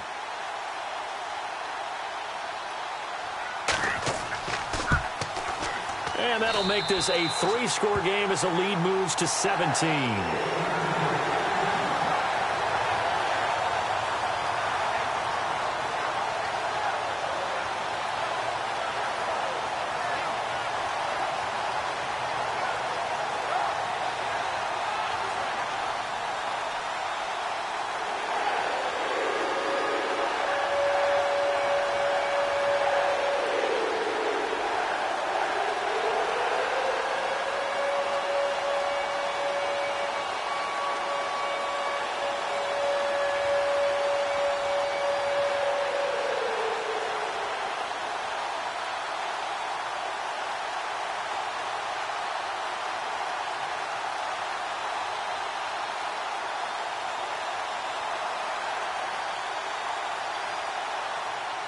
Folk now set to boot it after his guys put 6 on the board.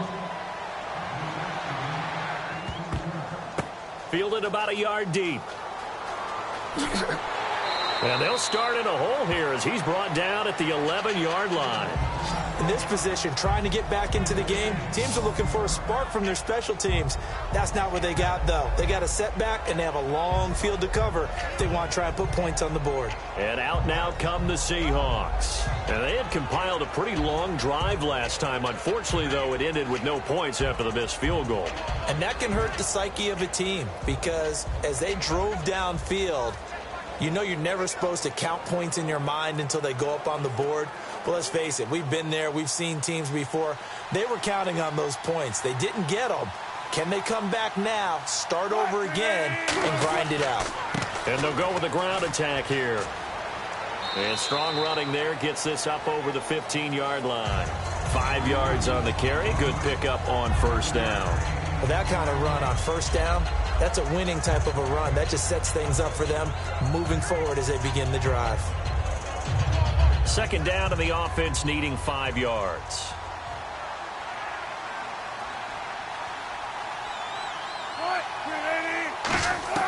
On second down, Wilson. And he'll be hit as he releases it, and that'll fall incomplete. When defenses get to the quarterback that quickly, a lot of times it's called a jailbreak. It wasn't quite that fast, but fast enough that he had no time to look downfield and set himself to throw the ball.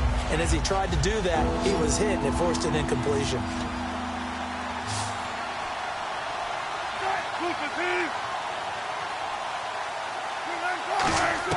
From the gun, it's Wilson. Pressure up the middle, and down he goes.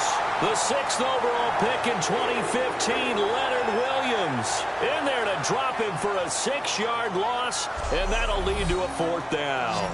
Great job defensively. I think he was trying to go through his progressions, find someone to get rid of the football. Before he knew it, he was on his back. So that just brings us right back to what you said in the beginning. A great job defensively. Nowhere to go with the football. That led to the sack.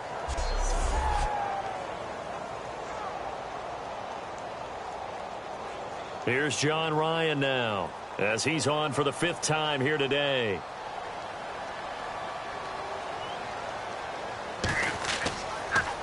And he deserves a bronze leg as he gets this one away.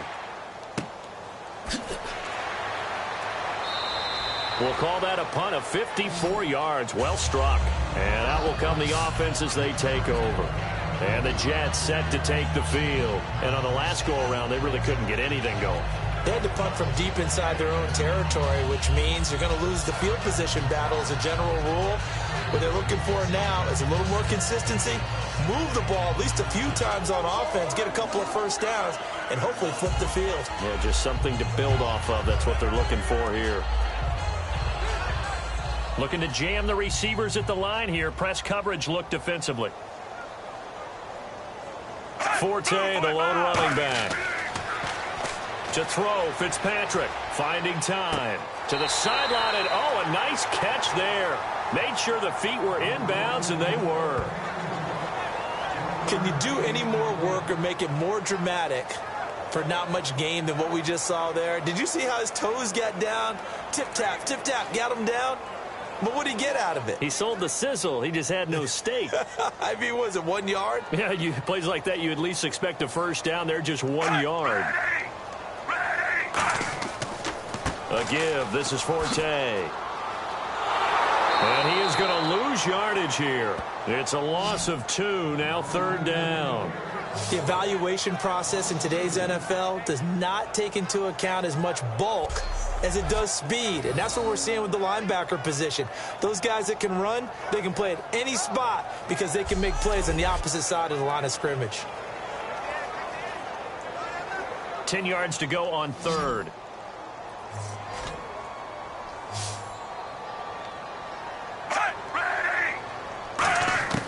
Working out of the gun, Fitzpatrick. He's got time. Dumps off to Powell. And he'll get it out near the 40 to the 39. It'll be a pickup of only a yard, and that's going to make it 4th down. Whether you're playing West Coast offense or not, one of the maxims of the West Coast offense is you're either throwing a touchdown or a check down. In other words, look for the big shot, but be smart. And I think they did exactly that on that play. They didn't get the first down, but they're taking care of the ball well. Yeah, and being rightly cautious with that lead here in the second half.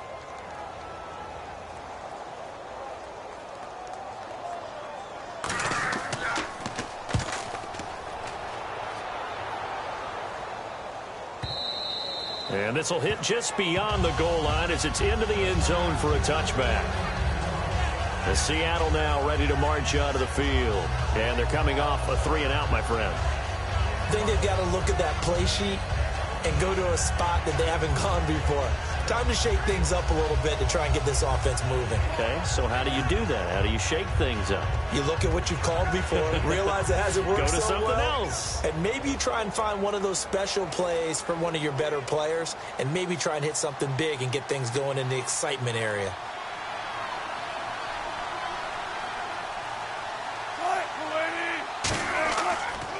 Now a handoff here to his running back. And he stopped immediately there. Officially no gain on the play, and it's 2nd down. While there was no gain on that run, we do know coaches whose identity is rooted in taking it almost to the limit and then changing things up on you down the stretch. I think we're getting really close to that point in time, though, where the identity may have to go out the window, and they've got to go a little bit faster in order to try and win the game. They go play fake to Michael. Now Wilson. And left side here, it's Graham. And he's brought down. 15 yards through the air and a first down. There are so many things to watch for when you play defense.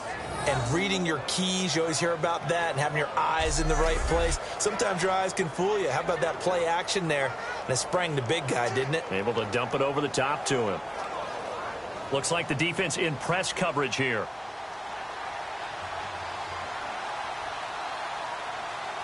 They come out here in the eye.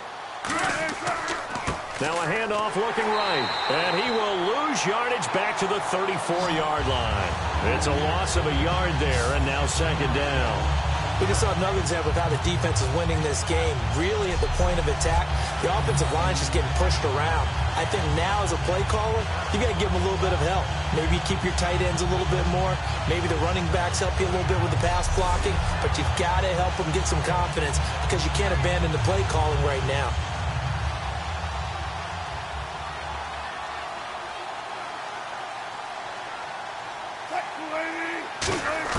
On second down, here's Wilson.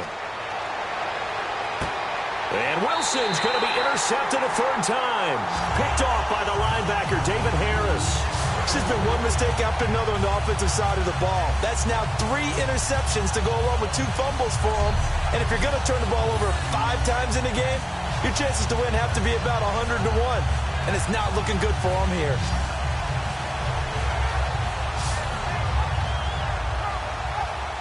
And New York set to take the field. They're out in front. Last time they had to punt it away. We'll see if they can add to their lead now.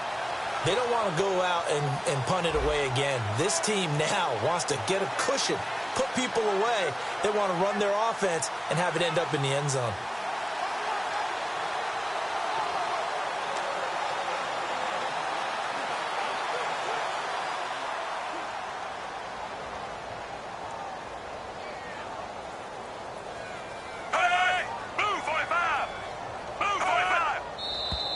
Now whistles come in before the snap. Looked like one of the Jets may have moved. False start, offense.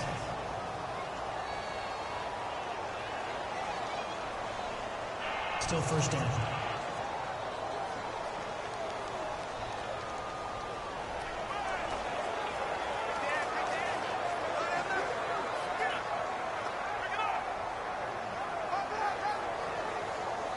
And on the outside, they're playing press coverage. Forte, the lone running back. And he'll get it up the middle. It's a loss of 5 there, bringing up second. And that was a nice play by the defense. And it is tough to be an offensive lineman nowadays, especially if you're dealing with how the defensive tackles have evolved. Their quickness, their agility, their speed has changed the big guys in the middle, the center and the offensive guards. Formerly, they were just power players.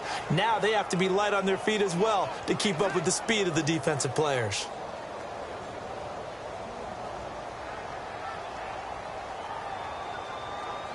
They come up in an offset eye. Now a second down throw for Fitzpatrick. And there's a flag on the play. Over the middle, and it's caught. Brandon Marshall. And he'll be taken down, but not before he gets into enemy territory.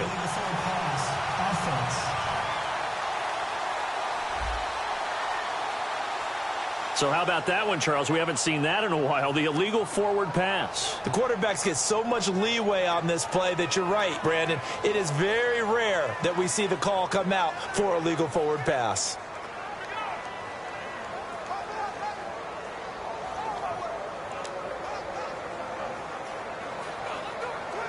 And the yellow flag hurts this offense, and now they face a tough third down.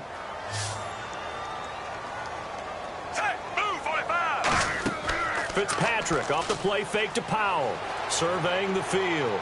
And he overshot him there. It's out of bounds, incomplete. Well, no second guessing the call here. It was 3rd and long, so throwing the football was probably the smart play to try and pick it up. But they don't get it, and now the defense goes off the field feeling pretty good about themselves, gaining some momentum as they force them into a likely punting situation.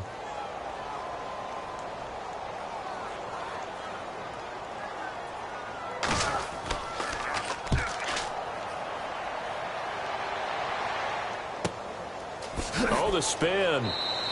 A big kick that time, 52 yards. And possession will switch hands, 1st and 10. The Seattle offense now set to come back out on the field. And following the interception, we'll see what they can put together on this drive. I can hear my old college coach right now. He always used to tell us before every game, the team making the fewest mistakes will win. What they're hoping is that that last mistake is their only one of the game. Coaches, that's all they talk about, turnovers, right? Minimizing those and maximizing opportunities.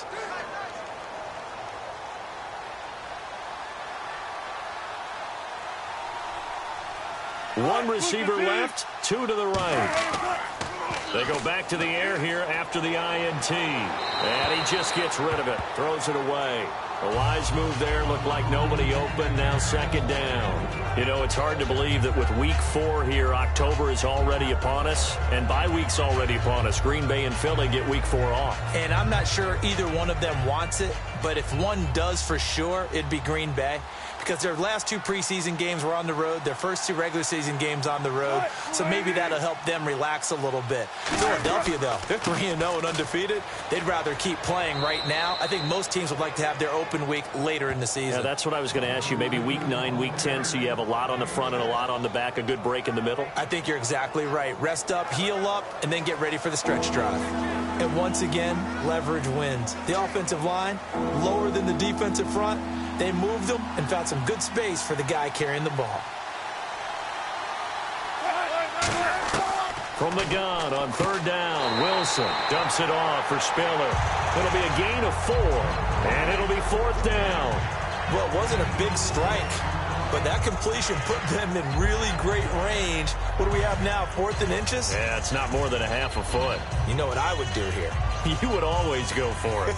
I'm one of those guys. Here's John Ryan now. He's been terrific so far.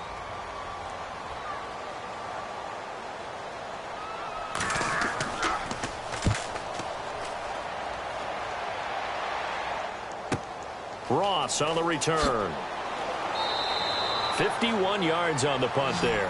And the Jets take possession. The Jets offense now works their way back onto the field, and they'll be looking to avoid what happened last time, which is punting the football. But when you look at how teams play the game, that complementary football comes into play. How do I take care of my defense? How do I take care of my offense? Well, the defense is taking care of them in a lot of ways. Now it's time for the offense to jump things up and help their defense out. Give them a little bit of rest. Yeah, time for them to give them a rest. You took the words right out of my mouth. Marshall, the lone receiver on the left side. Move 45. Fitzpatrick on first down. To the sideline, and oh, a nice catch there. Made sure the feet were inbounds, and they were.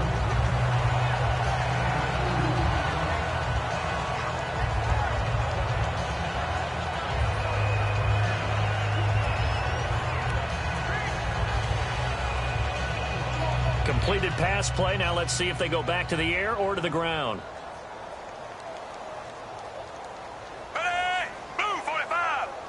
Move 45. They'll run it now out of the gun. Penalty marker is down here. And he'll fight forward to about the 27-yard line. Holding offense.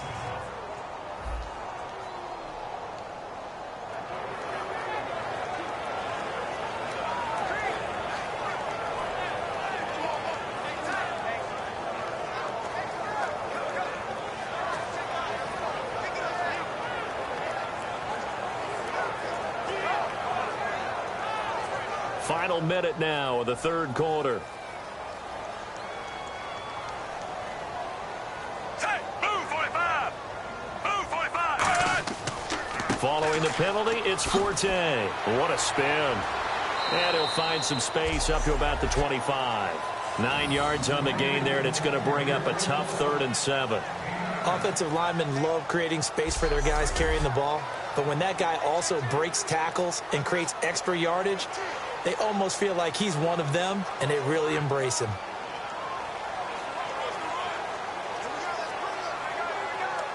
Seven yards remaining here on third down. Hey, move 45. From the shotgun, it's Fitzpatrick. And he'll just toss it away. So he throws it away, and that brings up 4th down.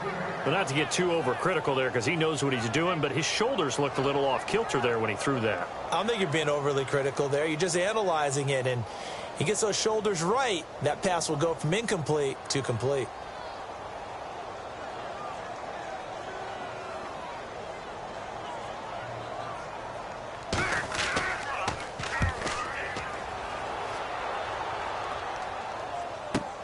This is taken at the 15. Now a hit and a loose football. And the Seahawks have picked it up.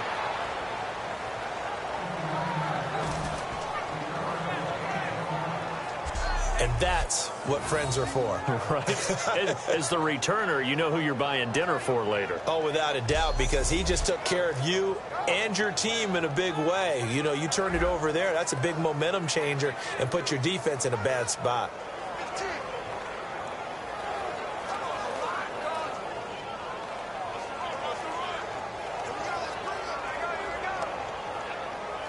The lone second remains now in this third quarter.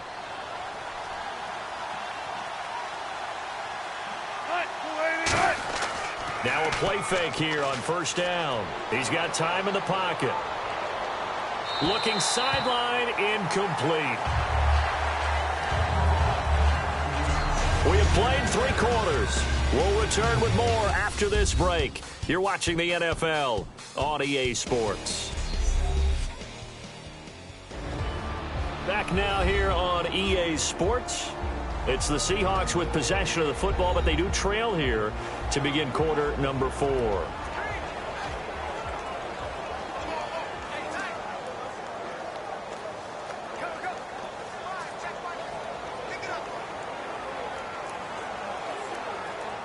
Looking to jam the receivers at the line here. Press coverage look defensively.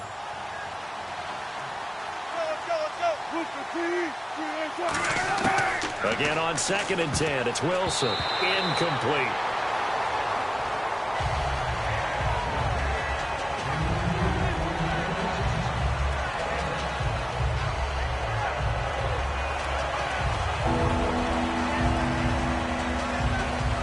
Third down here for the offense after the incomplete pass.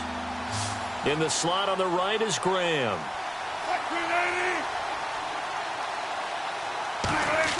On third down, Wilson. He's going to air one out. So they took a shot there on third down, couldn't get it. Now it's 4th. Sure, that pass was incomplete as they made an attempt to get a big one downfield. But that's okay because the second part of that is if you don't get the completion, at least you've told the defense you're trying to stretch them out a little bit, and they may have to change accordingly. The critical one here if they're going to have any shot at this thing. So they'll go for it on 4th down. Here we go. It's Wilson on 4th down. Finding time. And this is incomplete. Pete Carroll rolled the dice, but it didn't work out. And the Jets are going to get the football here in great field position. Well, at this stage of the game in the second half, down 3 scores, I guess they felt like they needed to push. And let's face it, with this deficit, if they give up another score here after they didn't get it, does it really matter? Right. It really doesn't. They had to go and try and make something happen if they had any chance of winning this game. And our attention shifts here to the Seahawks defense. Their stay on the field last time was short-lived with a 3-and-out. See if they can get some more of that. And ordinarily, you want to be on the field playing, right? But 3-and-outs, that's almost gold to a defense. Get to the bench, get some rest, turn the ball over to your offense. We'll see what they can do here, see if they can force another 3-and-out.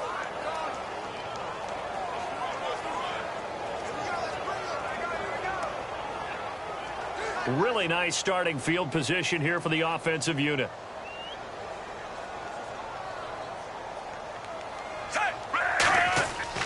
A running play now for Forte. And he is met at the line of scrimmage, and he goes down right there. That's going to go as a loss of a yard, and it'll be 2nd down. We talk all the time about how important it is to have leverage in blocking. It's also a big part of policing up gaps.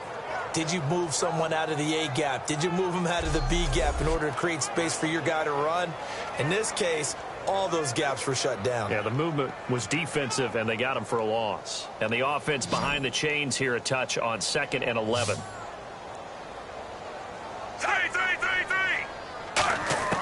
From the gun, Fitzpatrick.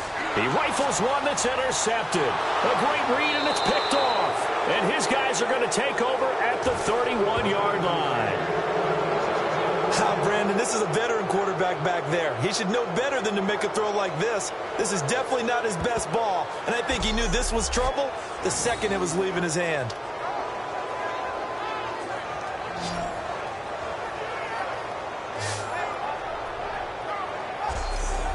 As Seattle now ready to march out of the field. And last time they were very fortunate, this offense. They went for it on fourth, turned it over in their own territory, but the other guys held up.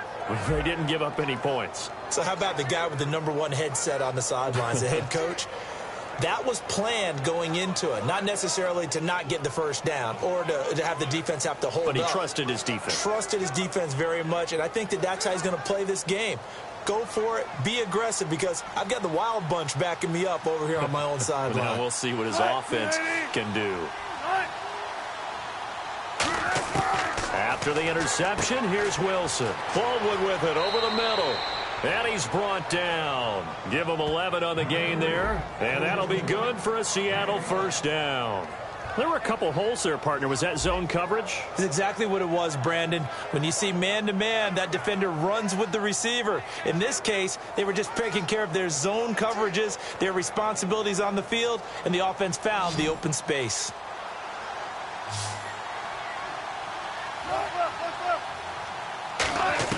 Now Wilson on first down. Throwing for his running back, and he's got him complete. And he'll go down right around the 47 this time. It's a gain of 5, and that'll make this a second down.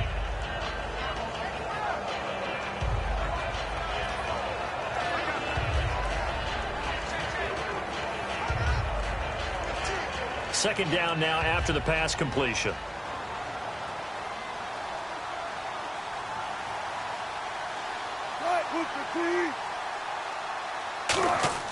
On second down, Wilson. Wilson hit. It's loose. It's out. Fumble. And they'll take over inside the 45 at the 44-yard line. And with that kind of a deficit, you can't afford to make any kind of mistakes. But it's been pretty symptomatic what we've seen all game with them, isn't it? Down this big in the fourth quarter. You'd say an afternoon to forget. Absolutely.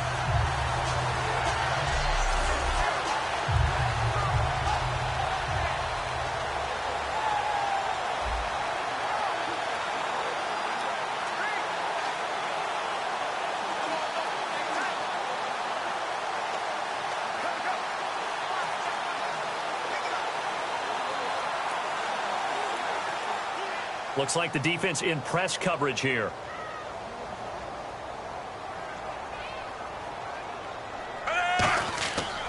They'll give it up to Forte. And some good tackling there as he stopped up at about the 41. A gain of 3, second down. Yeah, that wasn't a big run, just a short one there. But guess what? Sometimes you treat it like boxing. You throw that jab out there, and you throw it again, you throw it again, then you come with a big punch later. Maybe they're just trying to set them up. Second down following the run.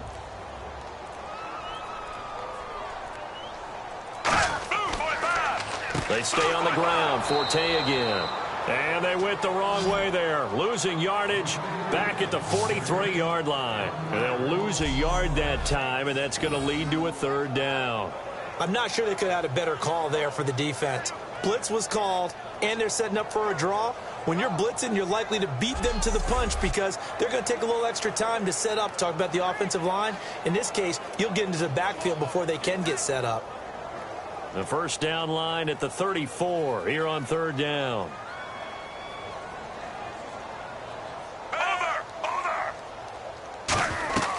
Now a run. This is Bilal Powell. And he gets it to the 34. Good enough for the first. It's a 9-yard gain, and it keeps the drive moving.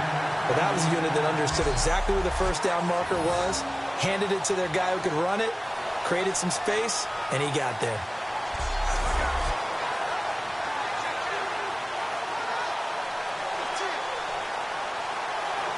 Offense comes to the line now, 1st and 10.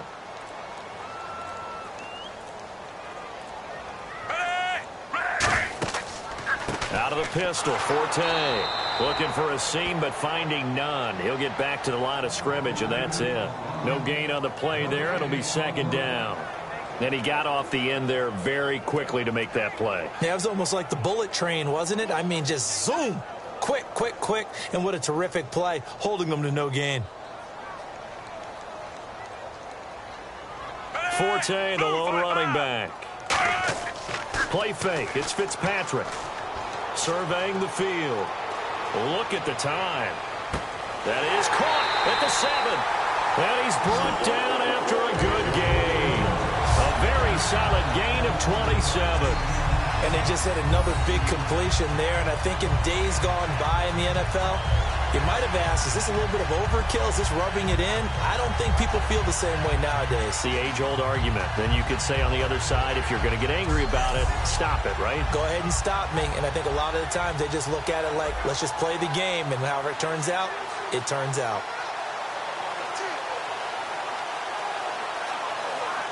Red zone opportunity.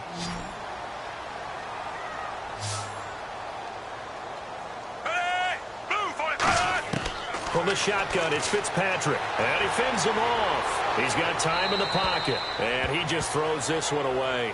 Smart decision here this close to the end zone, and it brings up second down. And nobody was open downfield there. Looked like a pretty clear throwaway. Yeah, definitely was that. I'm wondering why there wasn't intentional grounding. I know they're saying there's a receiver there in the area.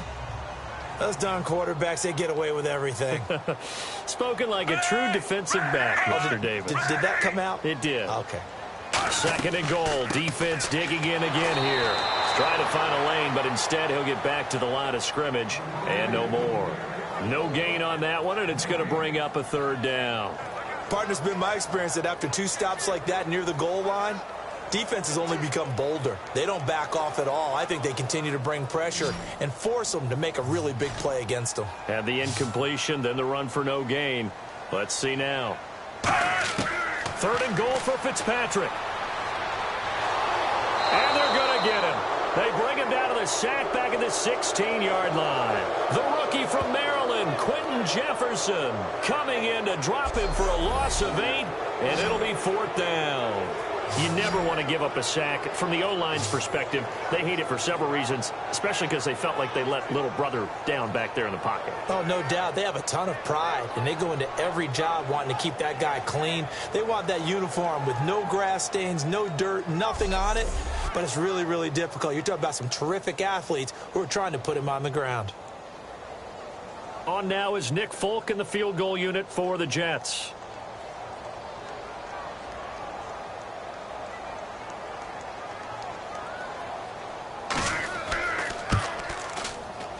And Folk's kick is good, and that will extend their lead even further. So it's 3 more points, and that widens things out even further here in the fourth. Hey, in this league, you can never have too much. So if you're in range, grab the 3 whenever you can.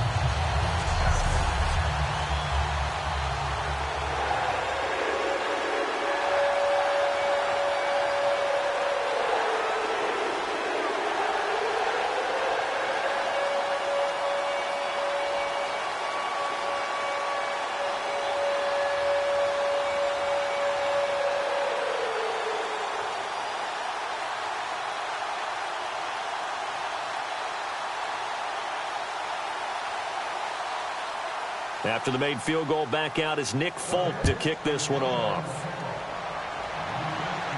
This fielded a few yards into the end zone. And a couple yards deep, he'll go to a knee. He won't return it. And he'll take it out to the 25. The Seattle now ready to march out of the field. And last time they coughed it up, led to a field goal. They're fortunate that it only led to a field goal, but still, they're not happy about it. Could you sense the relief, though, when they only gave up the field goal? And they were able to trot back out on the field to start this drive. A little more pep in their step because they didn't cost their team a touchdown. But they know they've got to do it a lot better than they did on the last possession. The coach will just be relieved, though, if they recoup with a score here, right? I think the coach will be ecstatic to see them pick themselves back up and now take it downfield and punch in the end zone without turning it over. On first down, Wilson. He's going to flip one out here to his running back. And he showed off the athletic juke. Good little gain there. Not a whole lot of real estate, but a nice carry. Looked like a pretty good, safe play right there. No, he's had trouble with the interceptions in this game there. Hits his guy out in the flat. And so many times we hear quarterbacks and offensive coordinators talk about, In your progressions, you're either throwing the touchdown or you're throwing the check down. But earlier in the game, it was touchdown or interception. Now he got to the check down, a nice safe throw, and a good one. Now Wilson, complete outright to Kurz. And he's brought down. It's a pickup of 16 there, and it'll lead to a new set of downs.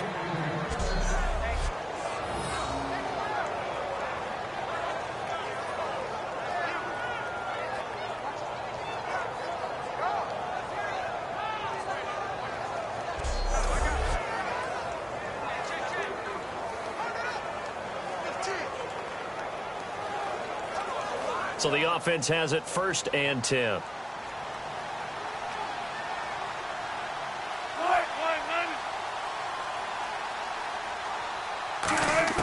On 1st and 10, it's Wilson. He gets it to Baldwin. And the ball is knocked out. But fortunately, he's able to recover his own fumble, and that could have been trouble. And defensively, maybe an opportunity miss there. No doubt about it. When that ball's out, all you're thinking about as a defender is, this is our chance to make a huge play. Instead, he's able to recover his own fumble. And big sigh of relief, huh? Yeah, usually those wide receiver fumbles, there's open space around for the defense, but not there. He hops right back on it. So the offense avoids disaster, keeps possession. Now it's 2nd down.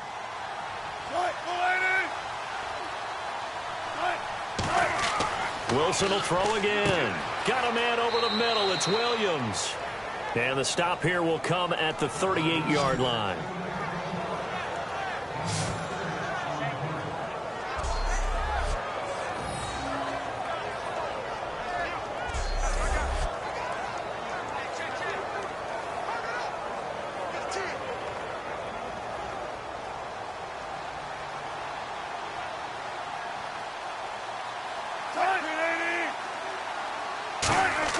Throwing now, Wilson on 1st down. And to the left side here, Wilson. Give him 7 on the play, and it's a 2nd down.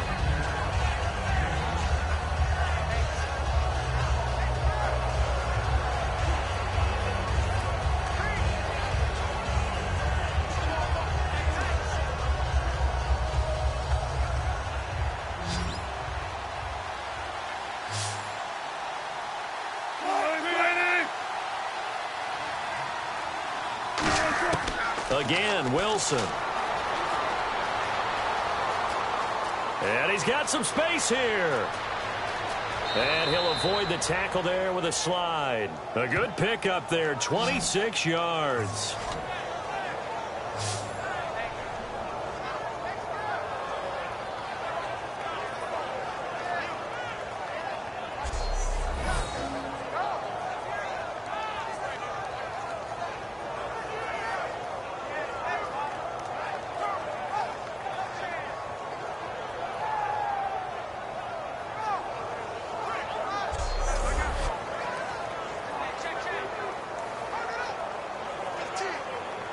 So after that big play, let's see if they can catch their defense maybe on their heels.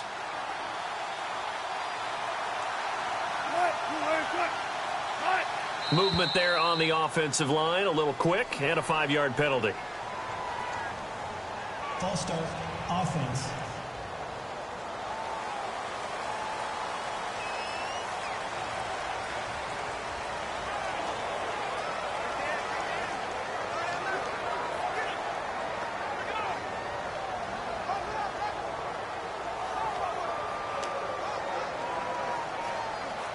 And on the outside, they're playing press coverage.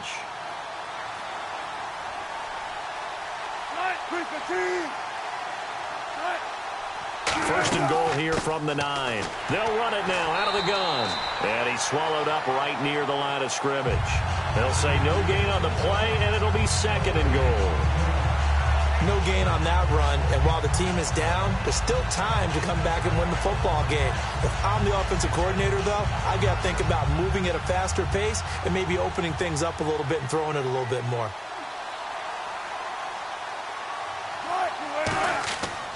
Again, they run it with Spiller.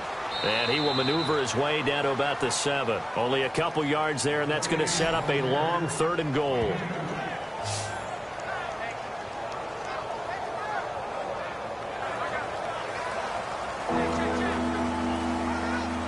They gotta have 6 here. It's 3rd and goal.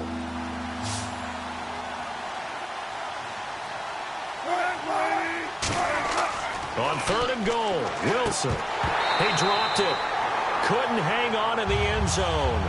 So no 6 points, incomplete. After all the preparation, all the practice, a play like that will absolutely break your heart. They had everything they wanted, just unable to complete it. In the end zone, a big-time drop. A field goal does you no good, so they're going to stay out there and go for it on 4th. Here we go. It's Wilson on 4th down. Finding time. And he's got it. Caught in the end zone for the Seahawk touchdown. Paul Richardson from 6 yards away. And the Seahawks are able to close the gap just a bit. 4th and goal, and they found a way to throw it in the end zone for a touchdown. And these defenses, they just like 3 downs, get off the field. But here they had to go 4, couldn't get it done. A lot of the time, you're looking up and saying, okay, if I hold them for 3, at worst, I give up a field goal attempt. When they go for it, sometimes it really affects the defense because maybe they're not mentally prepared to go that 4th down. And that will cut this lead down to 13.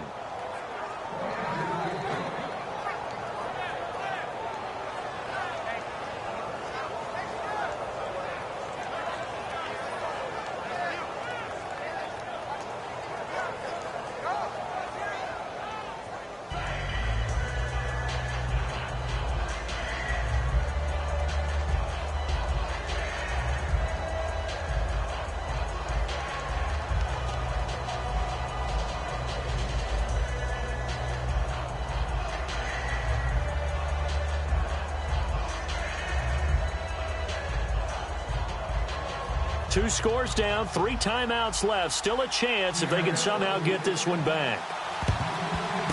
And the Jets have got it. The 4th quarter, they felt like they needed the football back. Unfortunately, they couldn't get it. And I know we brought analytics into the game, and someone has said here that the data says that when a team's expecting an onside kick, 80% of the time, the team expecting it, they do actually recover the ball, which is what we saw here. I just wonder if that number is much more of a anecdotal type of a number. Kind of like when the coaches tell us, well, when you score on special teams, 93% of the time you win the game. I'm still waiting to see that number is empirical.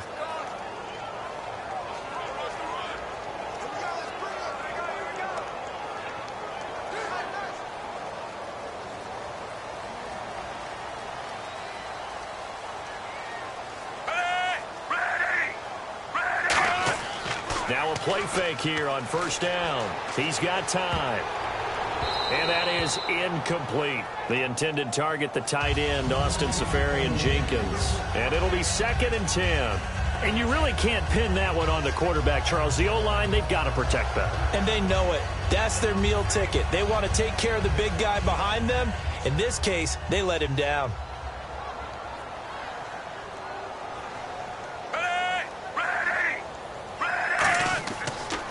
They'll run with Forte. And able to push his way forward here for a good little gain. They get 6 here after the incompletion, and it'll leave them with a 3rd and 4. When you find that kind of yardage, you couldn't be more confident as a ball carrier. And guess what? You're going to go back and tell your offensive coordinator, I'd like to keep carrying it, thank you. So they run it on 2nd down. Now let's see what 3rd down brings here for the offense.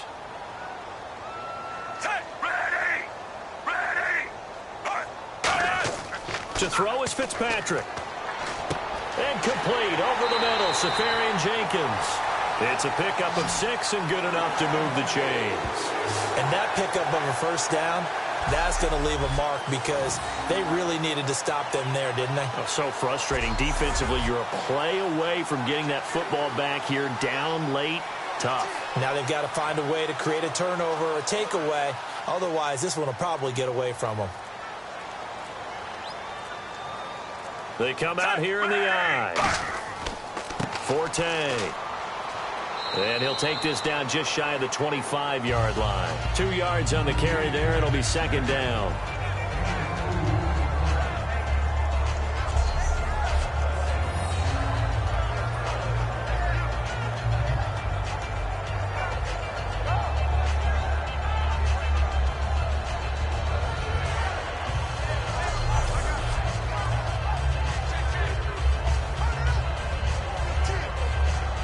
Getting late in the fourth now, Charles. 2-minute warning just around the corner.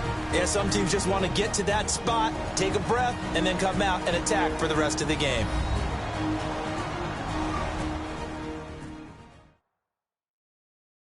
So it's Jets football as we get you reset here.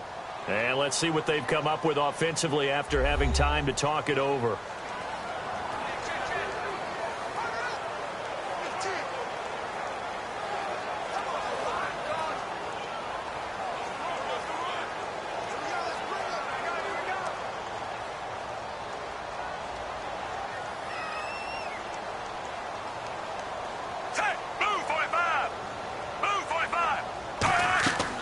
Again, they run. Again, it's Forte. And now the Seahawks are going to take a timeout here on defense. It's just their first. They've got 2 more to use here in the final stages.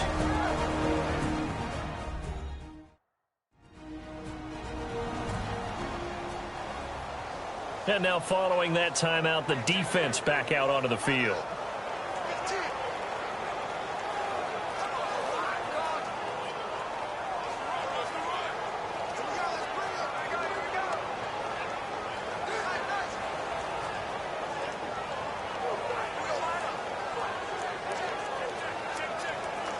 So they're behind the chains as the offense. 12 yards needed on 3rd down.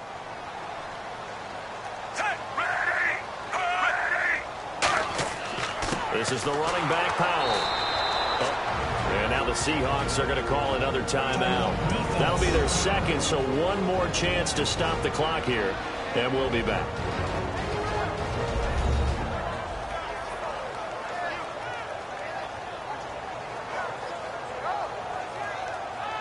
The defense, they got a little bit of a breather. Now they're back and set as we resume play.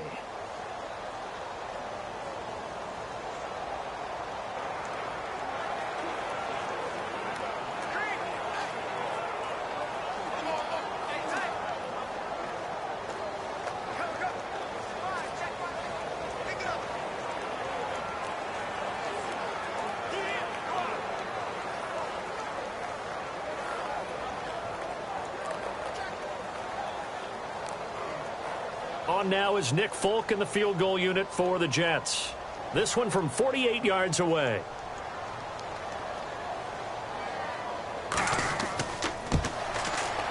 And his kick is absolutely perfect. And that will swell the lead to 16. So they settle for just the 3 there, but clearly anything helps when you're trying to salt one away here in the 4th. Without a doubt, I think a touchdown would have been the final nail. But 3 does give him some breathing room and lets him build up a little cushion.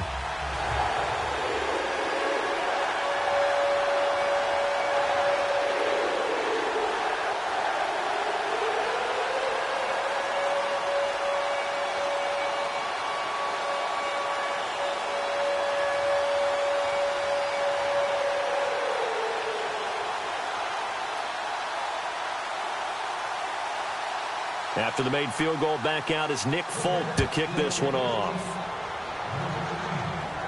Lockett the return. And not a bad return here. He gets it out to the 25-yard line. And Seattle now ready to march out of the field. Last time they were out, they scored. Still trailing here, though, so some work to do. But it's okay in terms of mindset. Because they scored the last time, they're not quite as worried about being down on the scoreboard because now their confidence is a little bit higher. They feel like they've got something going, and they feel like they can attack again and put more points on the board. Are you scoreboard watching if you're the offense, or are you just focused on this drive? We wouldn't be telling the truth if we said that they didn't scoreboard watch. Everyone does it to some extent. But you've got to set it aside right now and just focus on this series. That'll take care of the scoreboard if they punch it into the end zone.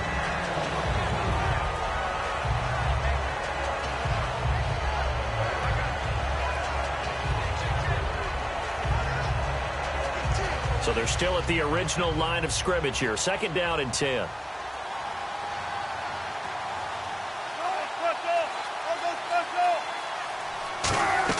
Second and 10. It's Wilson again. Oh, it's a screen pass. That's complete. He lost 4 there, and it's 3rd down. And looks like we've got a dime set here defensively. 6 DBs in the game.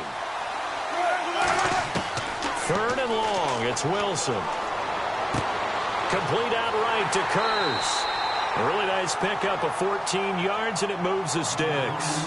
He's such a good route runner. Shows it there on 3rd down. Very proficient and a good pass. And you know what I've observed over the years in the NFL? The better a route runner you are, the more confidence your guy's going to have in you to go to you in important times, because he can trust you being in the right spot, and they connected there and picked up a 1st down.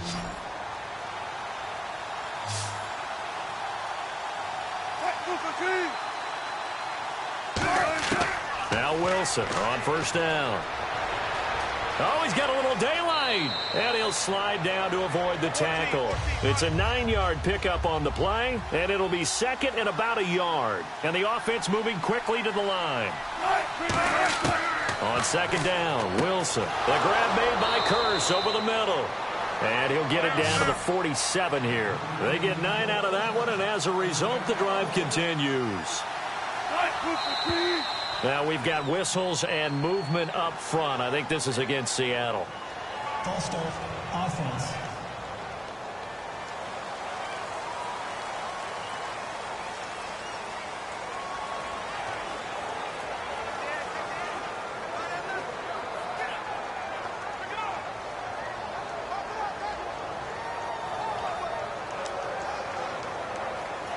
Here we go on 1st and 15.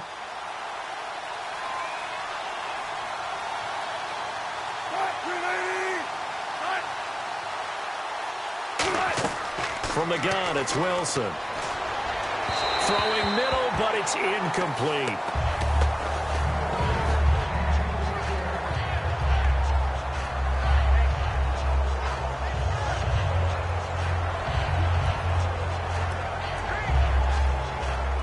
So incomplete on 1st. Let's see what 2nd down has in store.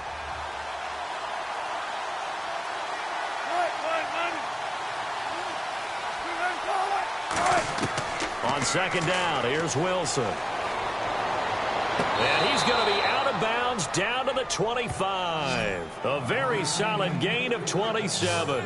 Well, even after all those interceptions, he's not deterred, still confident to go deep at work there. I think all the old rules about playing that position still apply. If things go wrong, you still act like you're the best player out on the field. You still carry that supreme arrogance with you and continue to fire the ball. I've seen guys have games like this, and this is where you find out if you're great or not. Can you overcome some interceptions and still lead your team to victory? And now a 1st down following that long gain. Graham slotted out to the left. They'll throw on 1st down with Wilson. And no escaping this time as he'll go down. They got him for a sack. He couldn't get rid of it. He winds up losing a yard. It's 2nd down. They're going to hurry back to the line now. And the spike comes here, and that stops the clock at 25 seconds.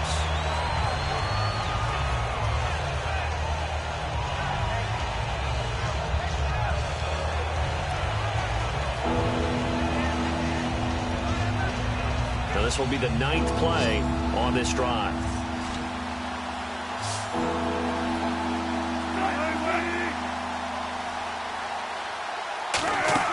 Play action. Now Wilson surveying the field. And that will be incomplete with a clock showing 18 seconds now to go.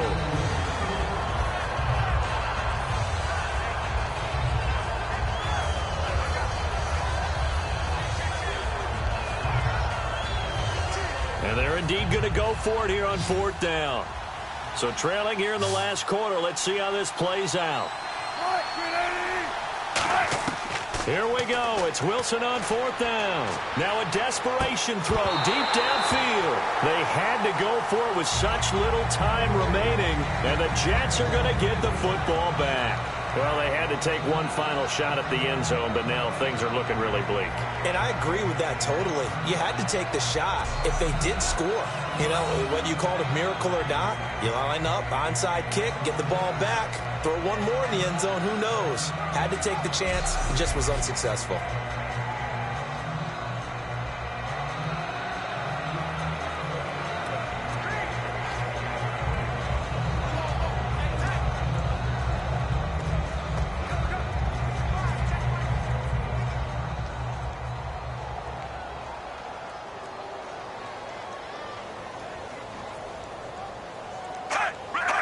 Victory very much in sight now as they'll take a knee. It's a loss of a yard there, and now second down.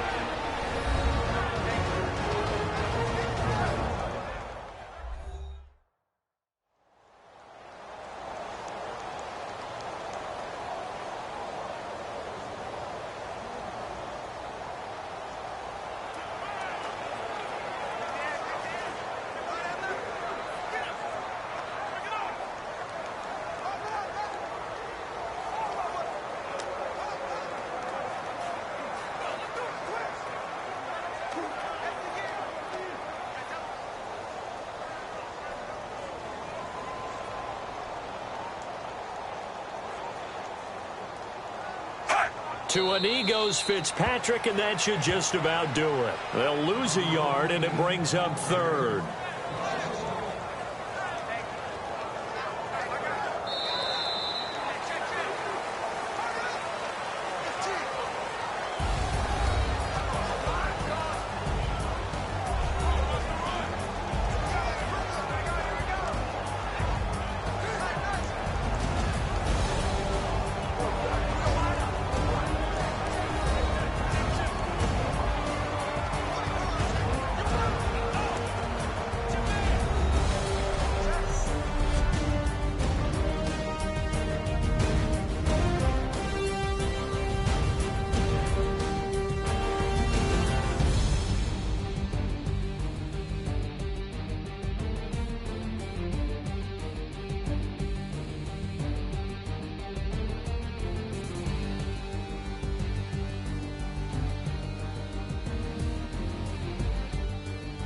So that'll just about do it for Charles Davis. I'm Brandon Gaudin. You've been watching the NFL on EA Sports. For more, log on to easports.com. It's a win for the Jets as we say so long from MetLife Stadium.